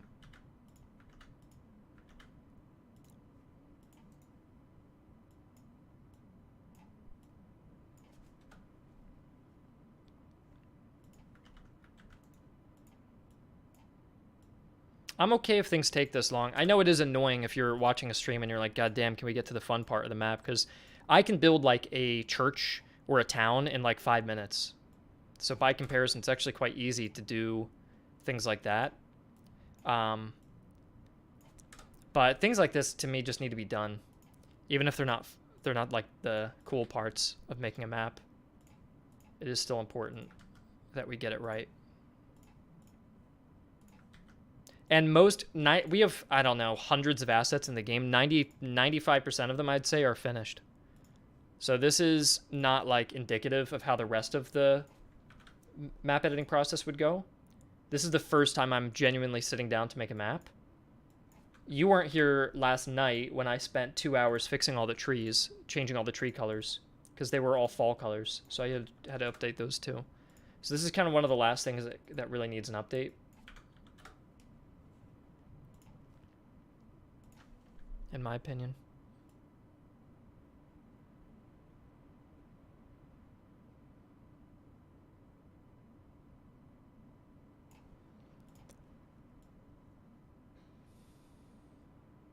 This is a weird shape for a lake. I guess I could put, in those little islands, I could put grass and stuff. Which would make that one look more swampy, as somebody requested.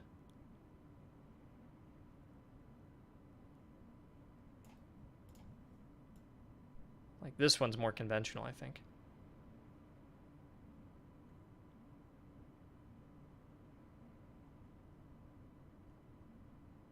I like that where the water ripples are, it's less depth. There, I just did all of them.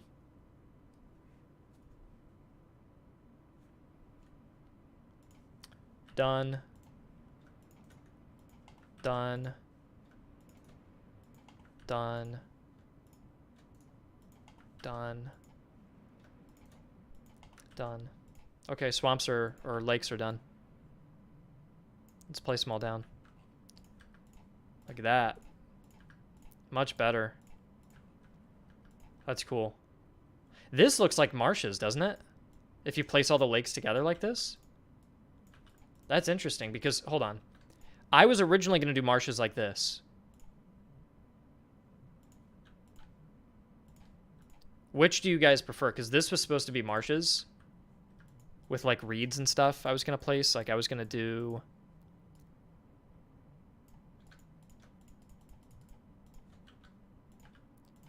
that for a marshland.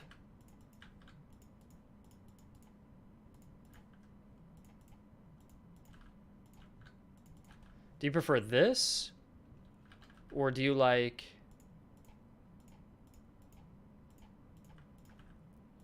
this more? I feel like if I zoomed out and saw that, well, this would imply I can't move through this at all. Whereas this implies I feel like I can move through this, but I'm moving slower.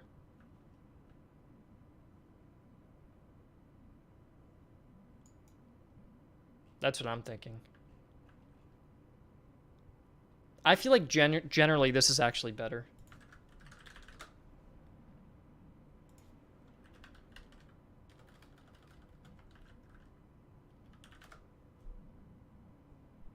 Because this is supposed to be like shallow marshes. Which I guess is kind of like this. There is more blue in that tone though. The second swap looked bombed.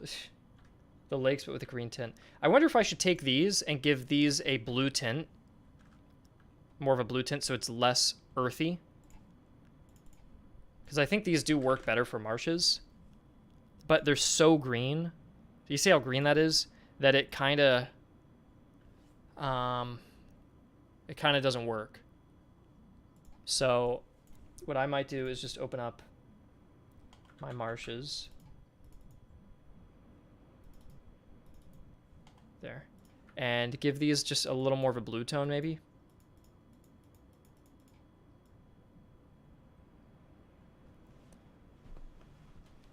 Maybe what I could do is like do this. Duplicate the layer. Put it over it and then overlay them like that at like 100. We'll go 140. And then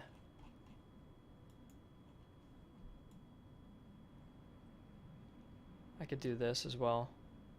So this way it's a little more mossy, but has that water in the middle, kind of what we learned from the other thing.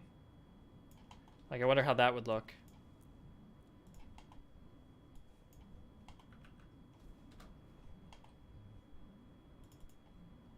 Would look kind of like that. Why is that part of the grass? Oh, okay, I can fix that.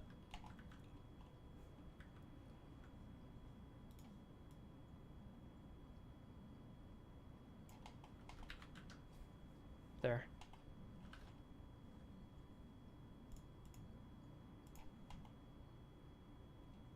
Do you like that? I think the blue might be a little strong, but then again, if you look at a marsh, there, look. Look at the side by side here to there. Do you see how the green just kind of mixes with the blue? I feel like that's kind of what we're going for here. So I think I did a good job. I think that's it. Yeah. Cool. That's not hard to change. So all we do is we do a duplicate layer. We change it to 129.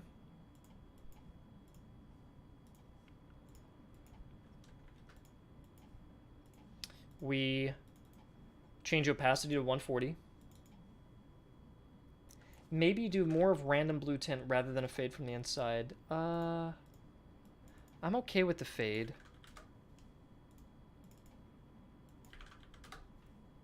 I'm okay with the fade. You said like more random, but no, this is beveled and there's actual grass here. So it's gotta be, we have to make sure all that grass is green. See, I'm turning all the grass green by removing the water.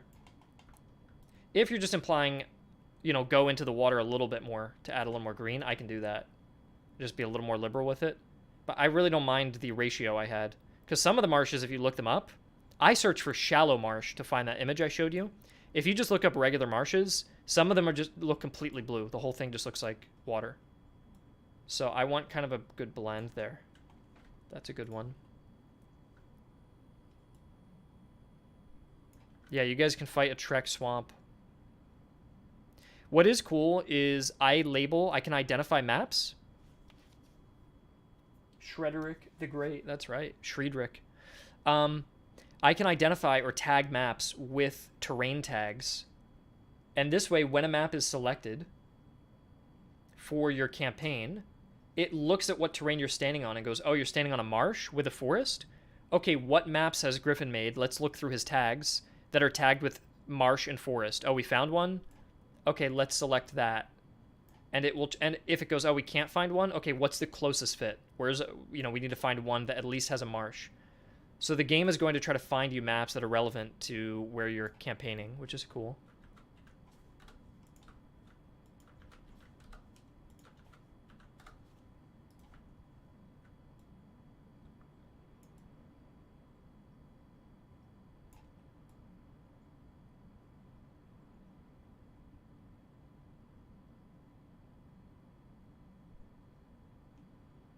And the neat thing about this is we can put foliage in between all these gaps.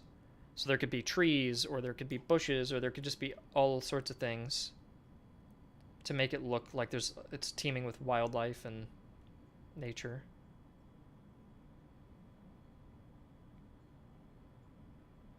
And I know we spent a while on lakes and marshes, but this was honestly super productive because I've been putting this off.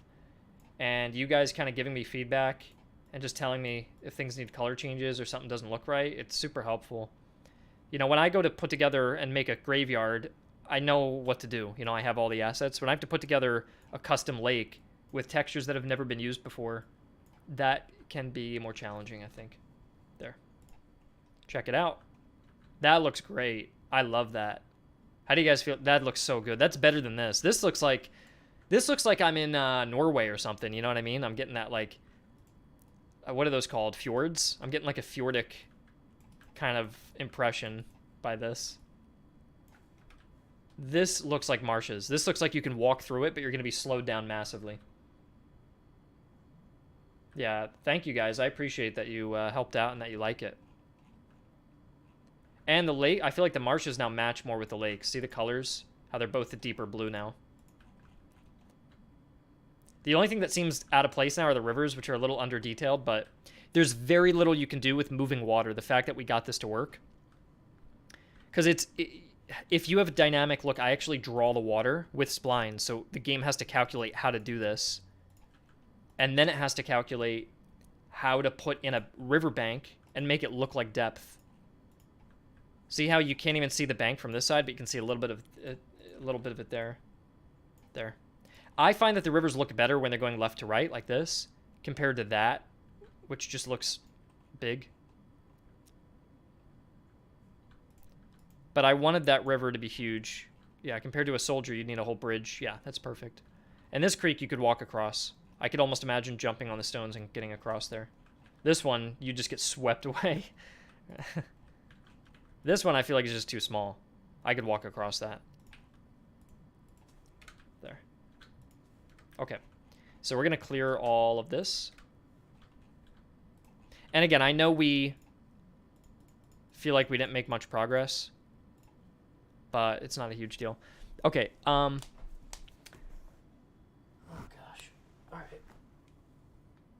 Oh, let's go. What is the difference? That's flowers. Okay. Grass, flower, deep, rock. Grass, flower, deep. Yeah. Well, we don't need this. We're going to go with those textures there. Cool.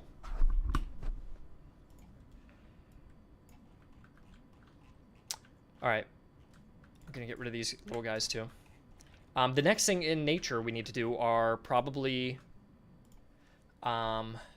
lakes and hills. I like to lay out all the nature first,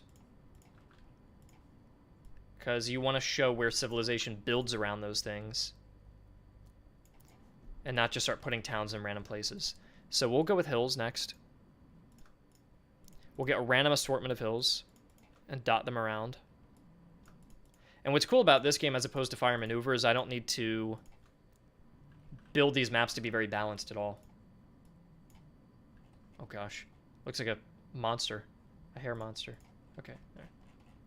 They can just look natural. They don't need to be super balanced.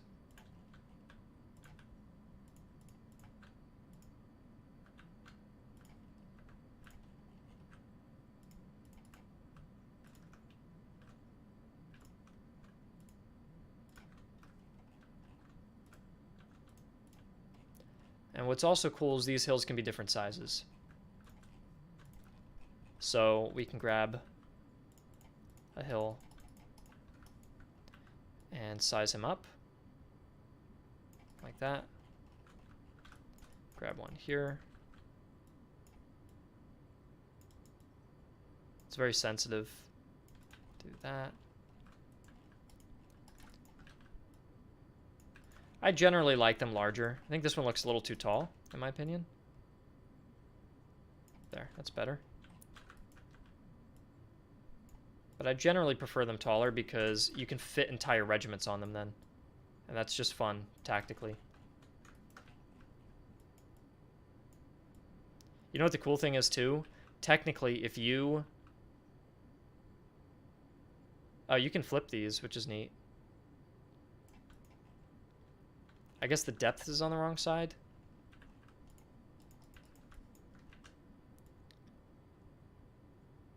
But that's okay.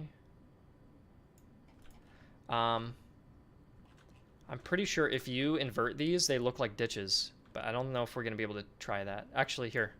Watch. Look. Now it looks like there's a hole in the ground. See? In fact, if you made it darker...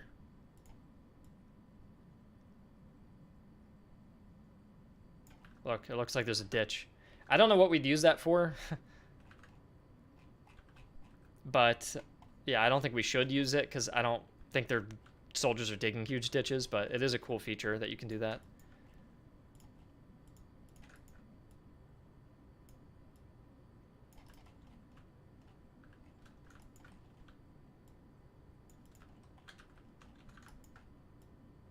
But yeah, I generally think some big hills would be nice.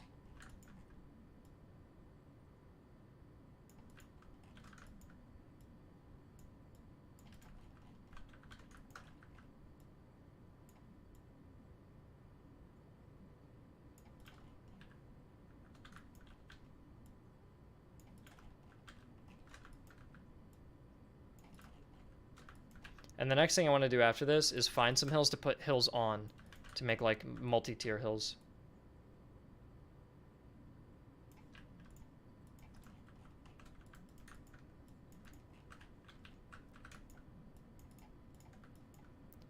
And what's cool about these is I can build on top of them, so I don't have to worry about like this interrupting where a town could go or something, or even a road to an extent. There we go, we got hills everywhere. Perfect. Maybe this is missing kind of a hill.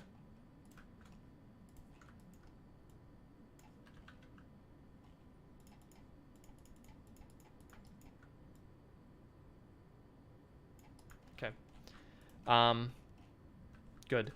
And now we want to look at possibly putting hills on top of hills. I don't know if... do I even want to do that?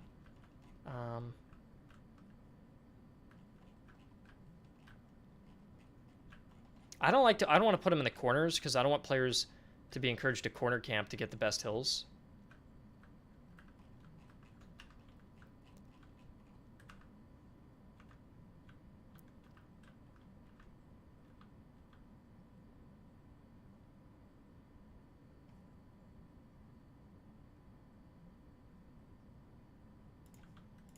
Could just do this.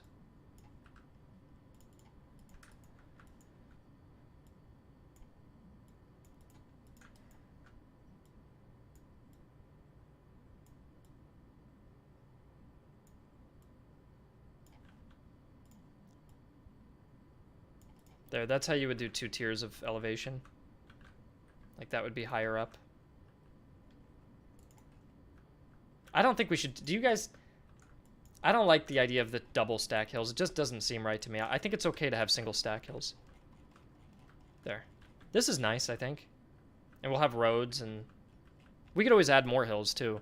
I'm not opposed to that. These rocks won't really work, unfortunately, because they'd have to be scaled up with the hills. Yeah, that's a shame. Oh, well. We can do lakes next. I'll do a lake here.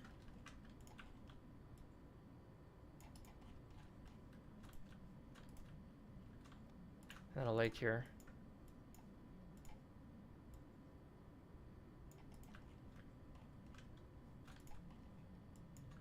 And then maybe one more.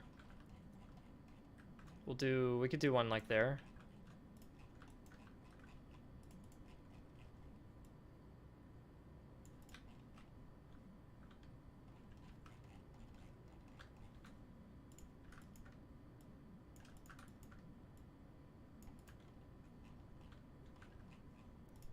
And then we could do some marshes.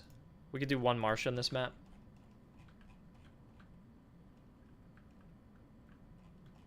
I could put it... Well, I don't want to force it in. We don't have to do one of every terrain. Let's save marshes for another map.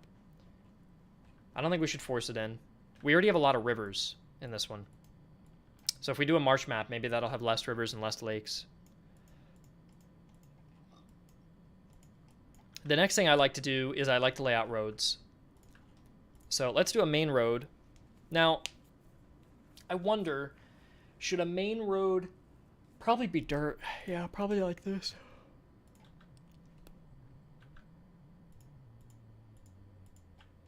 And they probably don't want to go through the hills. I can imagine. Also, all my bridges are made on... Gosh, all right, it deleted it, but that's fine. All my bridges are made on angles. We have to remember that. Unfortunately, I don't have any straight bridges. We have a top left angle, top right angle. I think that's it. These are the 2 angles. So we've got to kind of come out like a flower. That's how we have to think of it. Or come down. Yeah, it's like an hourglass shape. We have to hourglass the roads onto rivers to get it to match properly.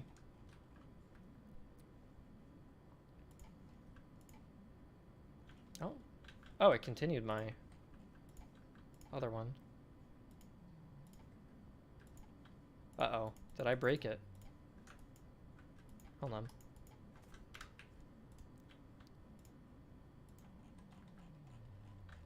That's there.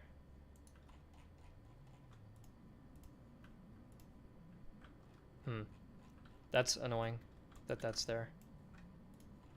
Hold on, could I... Will this break something? I wonder.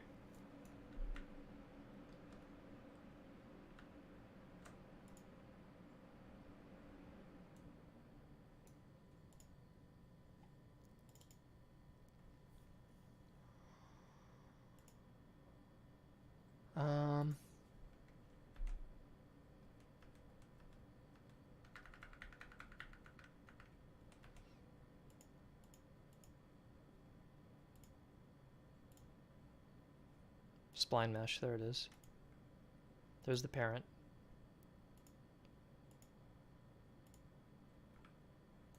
Okay, I think I fixed it.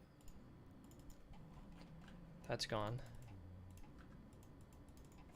Yeah, that worked. Okay.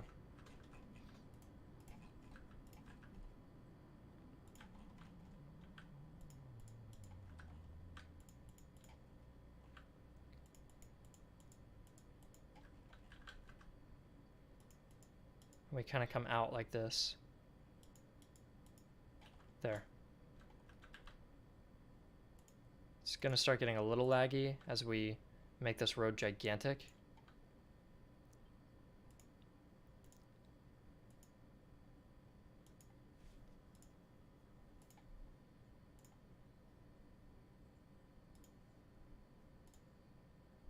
There we go. It's going to be super stretched. even that doesn't fully help. I think what I'd have to do...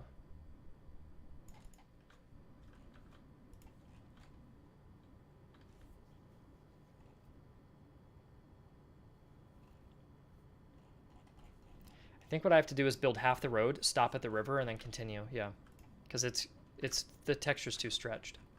So we're gonna delete this, and we're gonna try that again. So watch, we're gonna come up and around.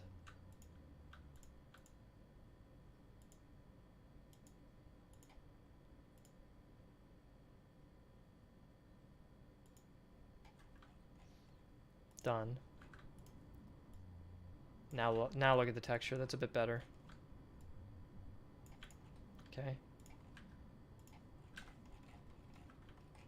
There.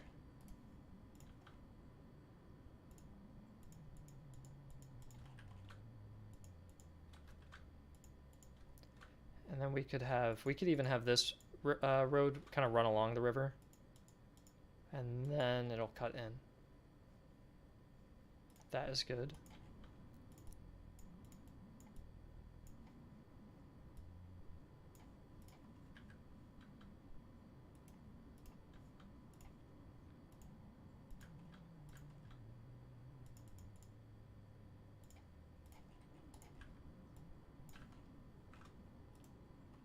And that is good.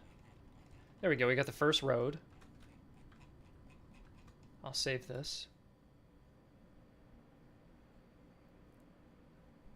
The layout is going to be the time-consuming part, and then when we fill this up, it should get better.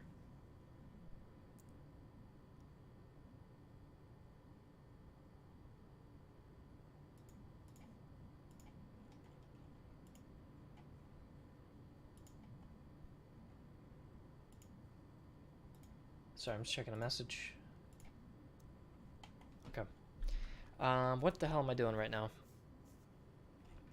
More roads, I think.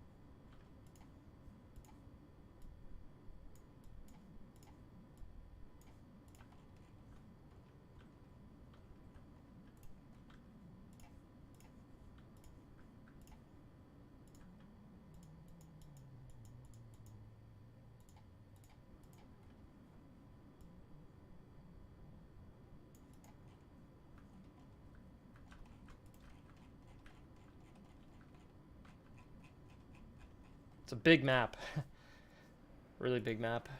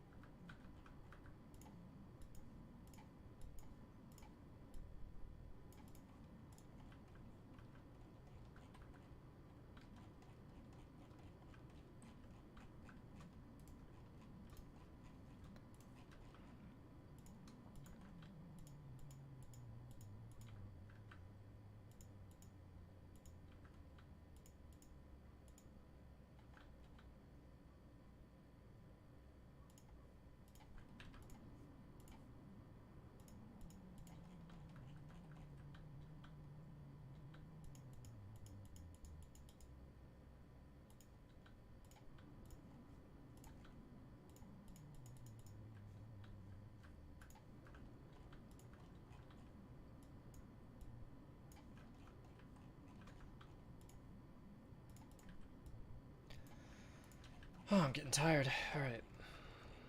All right, this is looking decent.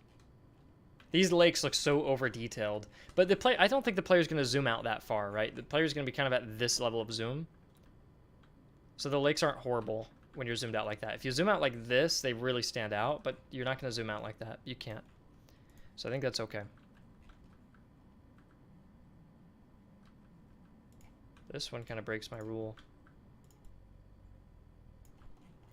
I don't know why I just went right over that. What time is it? It's 3:30 p.m. Shit.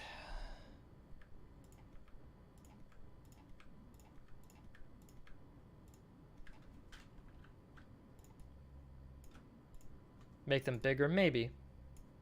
I just don't want them to dominate the map.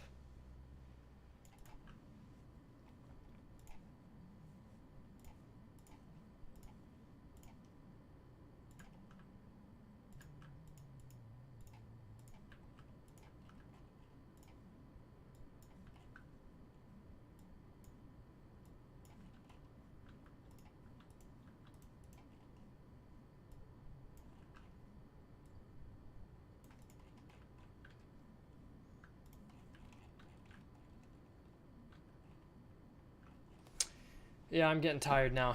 I'm getting tired. Oh. I could save here. We have all the terrain laid out, which is really cool.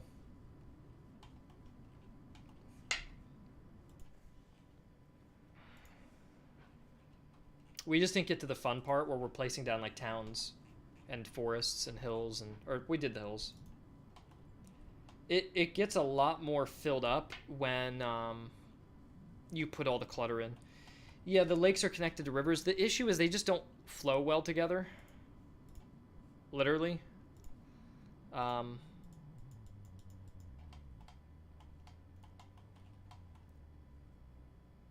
This map had so much potential. We're not throwing away the map. I just save it and work on it another day. I mean,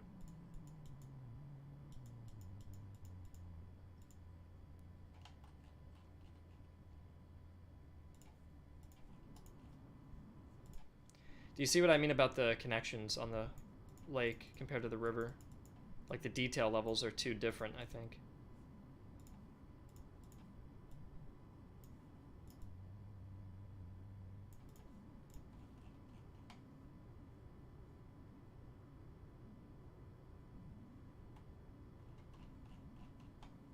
Do you guys like that connection to the lake? Or does it look a little weird if you're zoomed in like this? It just doesn't seem right. Like, look at the blurriness on the dirt there, and look how detailed that dirt is. So I don't mind keeping them separated. I'm okay with that. I've seen plenty of lakes that don't have a river connection. On its own, this looks fine. If anything, this almost should be a little smaller, because it's a little distorted. Like that is a bit better, I think. Yeah, I think these are just too big. Just a little big.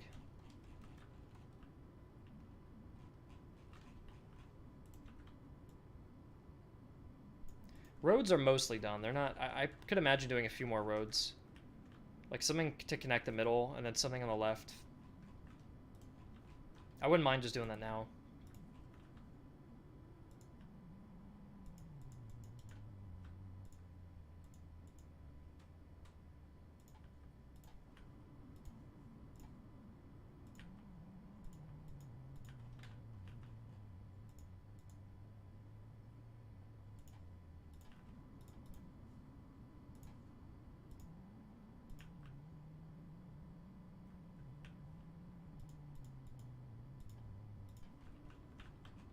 Something like this, roughly. I kind of broke my rule again about the angle of the river, for the bridge. Because look, I don't think I have a bridge that would be able to fit that. You need one going completely to the side. So I think I have to get rid of this, and then I think what we'll do is we'll get rid of those points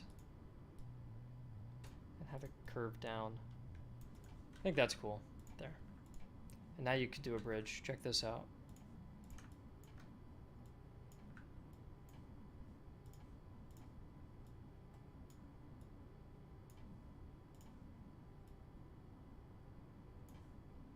Oh god, that rotation. Oh, my brain feel like it just broke. The way that it rotated. I feel like I'm upside down right now. Do you guys feel that too? That's weird. I didn't know I could do that.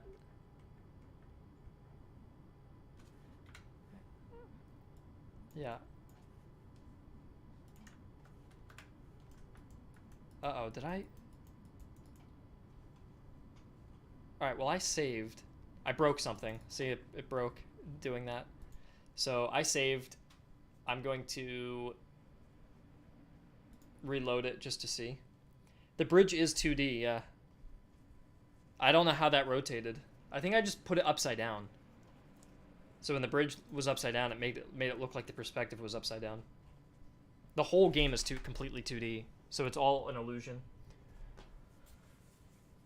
Ah, it's really hot in my office. Oh.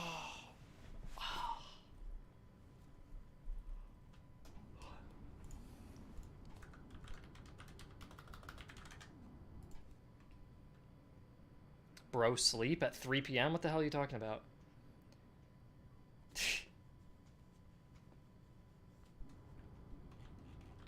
Oh, I was so scared it wasn't going to load. Alright, I didn't lose my progress or anything. Even though I messed up the bridge.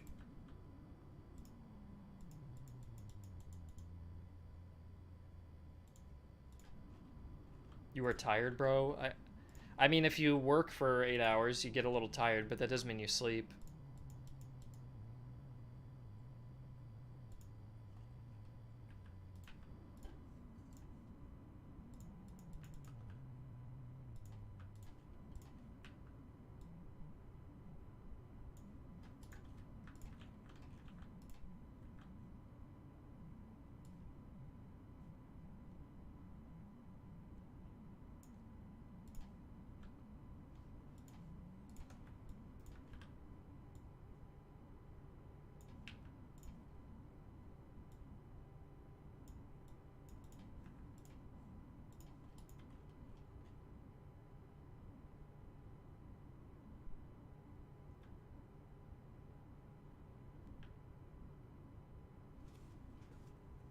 Show the mountains. I don't really have mountains. I have these.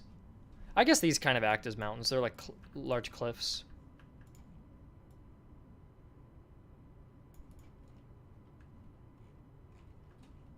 Yeah, these are kind of cool. I could put a few down, but I don't want every map to have every type of terrain. I think this map has hills, rivers, and lakes.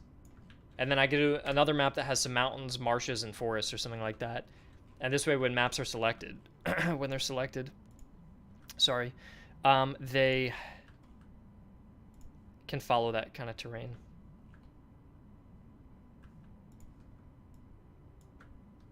Yeah, it looks super 3D, doesn't it? My brain is having a hard time when I'm looking at some of these assets.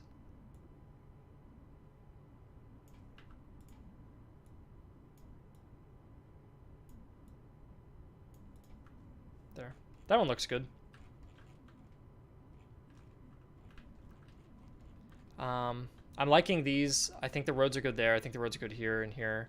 I think maybe, what if there's no roads in the middle? What if we had a lot of forest in the middle? That could be a cool place for a forest. We could do, I feel like there should be one road sneaking through, yeah. And by the way, road is not mutually exclusive with forest. It's not like this is a, what's it called? A concrete road or something, or asphalt.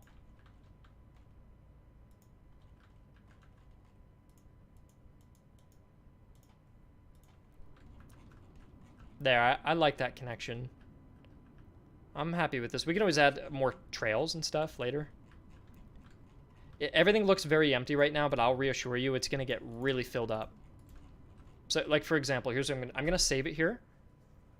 And I'm not going to save what I'm about to do, but I'll just show you an example of how this could get filled up. So, for example, you could grab a bunch of trees and bushes. Go into brush mode.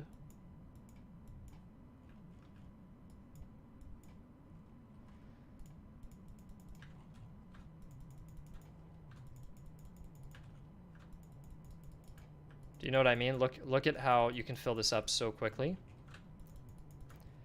And it's not going to look great when you're zoomed out, but when I zoom in, you'll see. And I'm not going to save this. I'm doing a bit of a sloppy job, but I just want to show you kind of what you can do here. We said this was going to be more wooded. There. Okay. So now look how full this is. And when you zoom out, when you're playing, it's more like this, which looks a little more real, right? Then imagine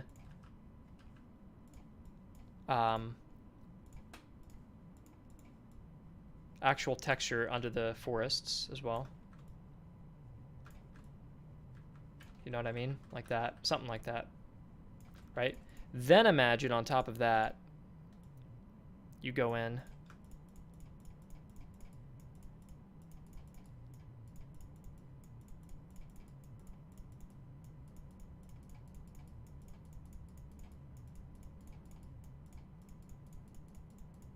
Okay. Look at this. Look at all that clutter. Then imagine you do this. Again, I'm being sloppy, okay?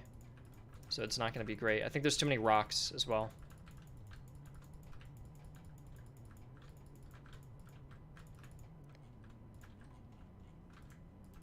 Okay, and then imagine putting down buildings on top of this as well. Right? So you have something roughly like this. Too many rocks, in my opinion. Okay. And then, you know, you do props. Oh, not like that. That's like Dutch or Boer wagons. Okay, then you have like a couple wagons around here. Maybe there's a gravestone.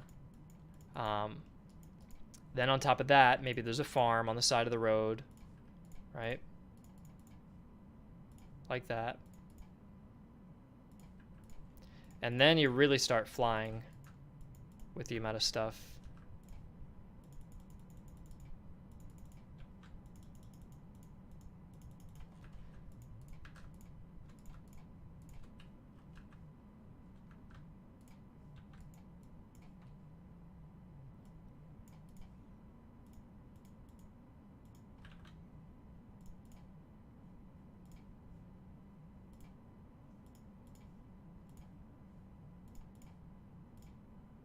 You know, and you keep making stuff. And we could spend like a whole hour on this section over here. And if we do that, see, look at that little glimpse of detail of like farms. It's not great. Okay, I just rushed it. But like fences and farms and wagons. So take that and put that all across the entire map. That. And you can see how you can kind of fill this up. Now, in terms of lag, I'm all the way zoomed out here. And I'm getting 70 FPS all the way out here with every asset loaded on my screen. For a player, what you do, which most games do, is you only load what you're looking at, roughly. Like, you ever play Grand Theft Auto? If you were to pan your camera backwards while you drive, so you're looking behind yourself, and you just drive full speed ahead, you'll never ram into another car, because traffic will only spawn where your camera can look.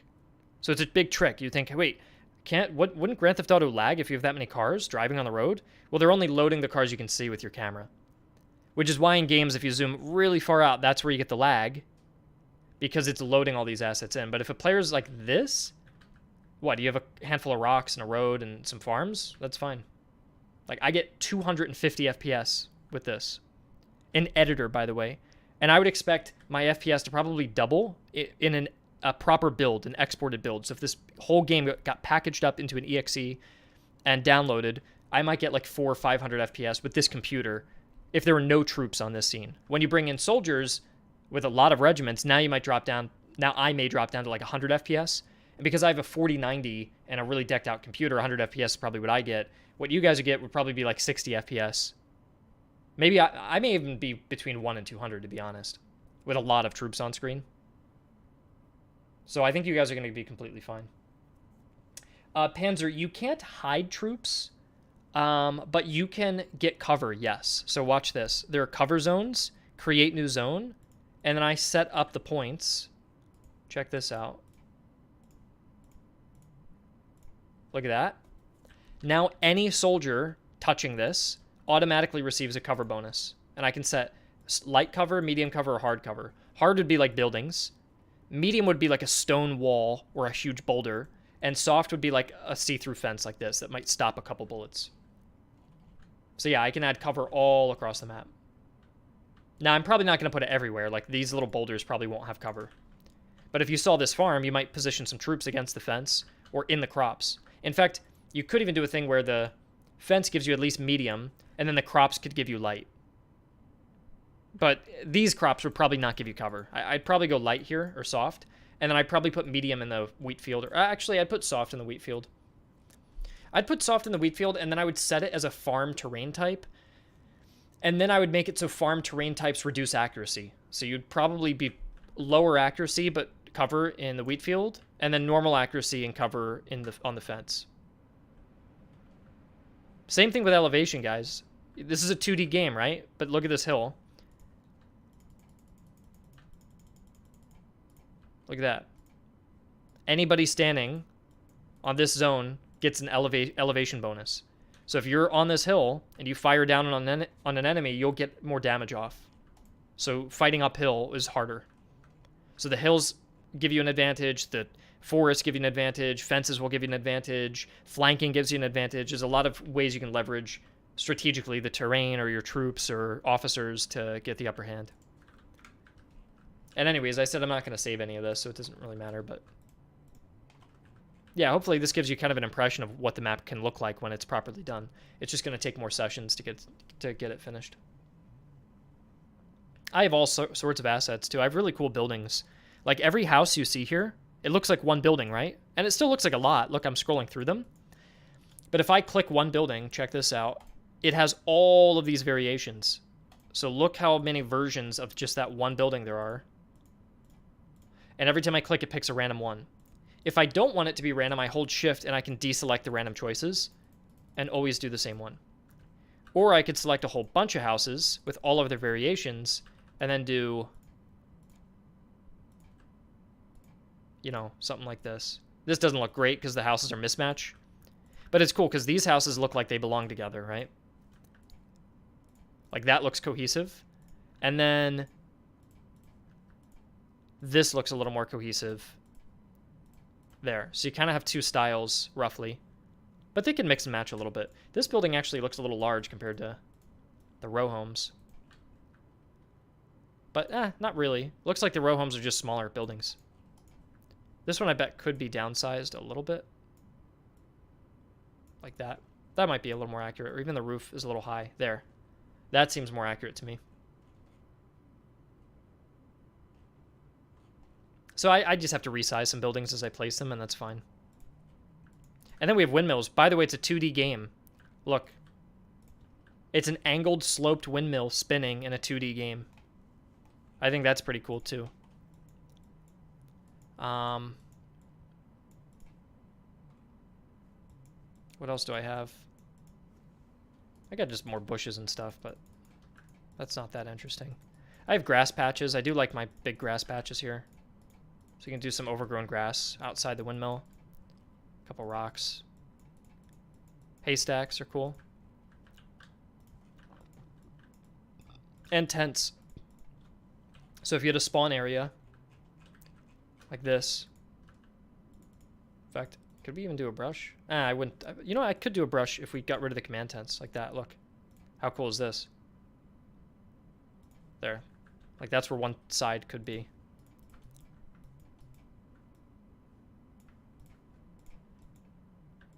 And then I just have lots of fences. I like the stone fences a lot. You can kind of link them together, and some of them are crumbling. Not all of them are, so you can do it without the crumble.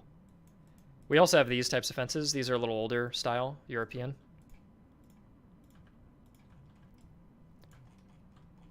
And that's all of my objects. I also have this detail piece, which you can put into a piece of water. Raise it. Angle it. Stretch. Stretch.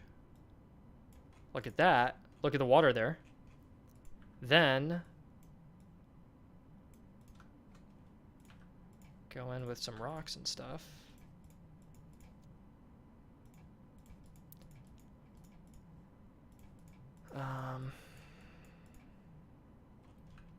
I think that looks good. And look, you have a shallow river crossing right there. So that's also pretty cool. All right, I'll wrap up there. Yeah.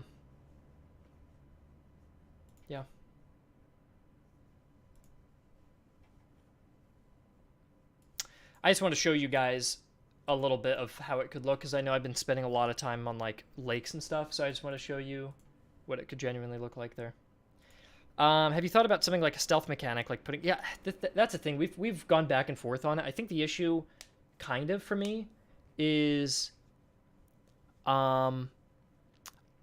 It requires the AI to have behaviors like searching for you. Like, imagine you hid all your troops. What does the AI do?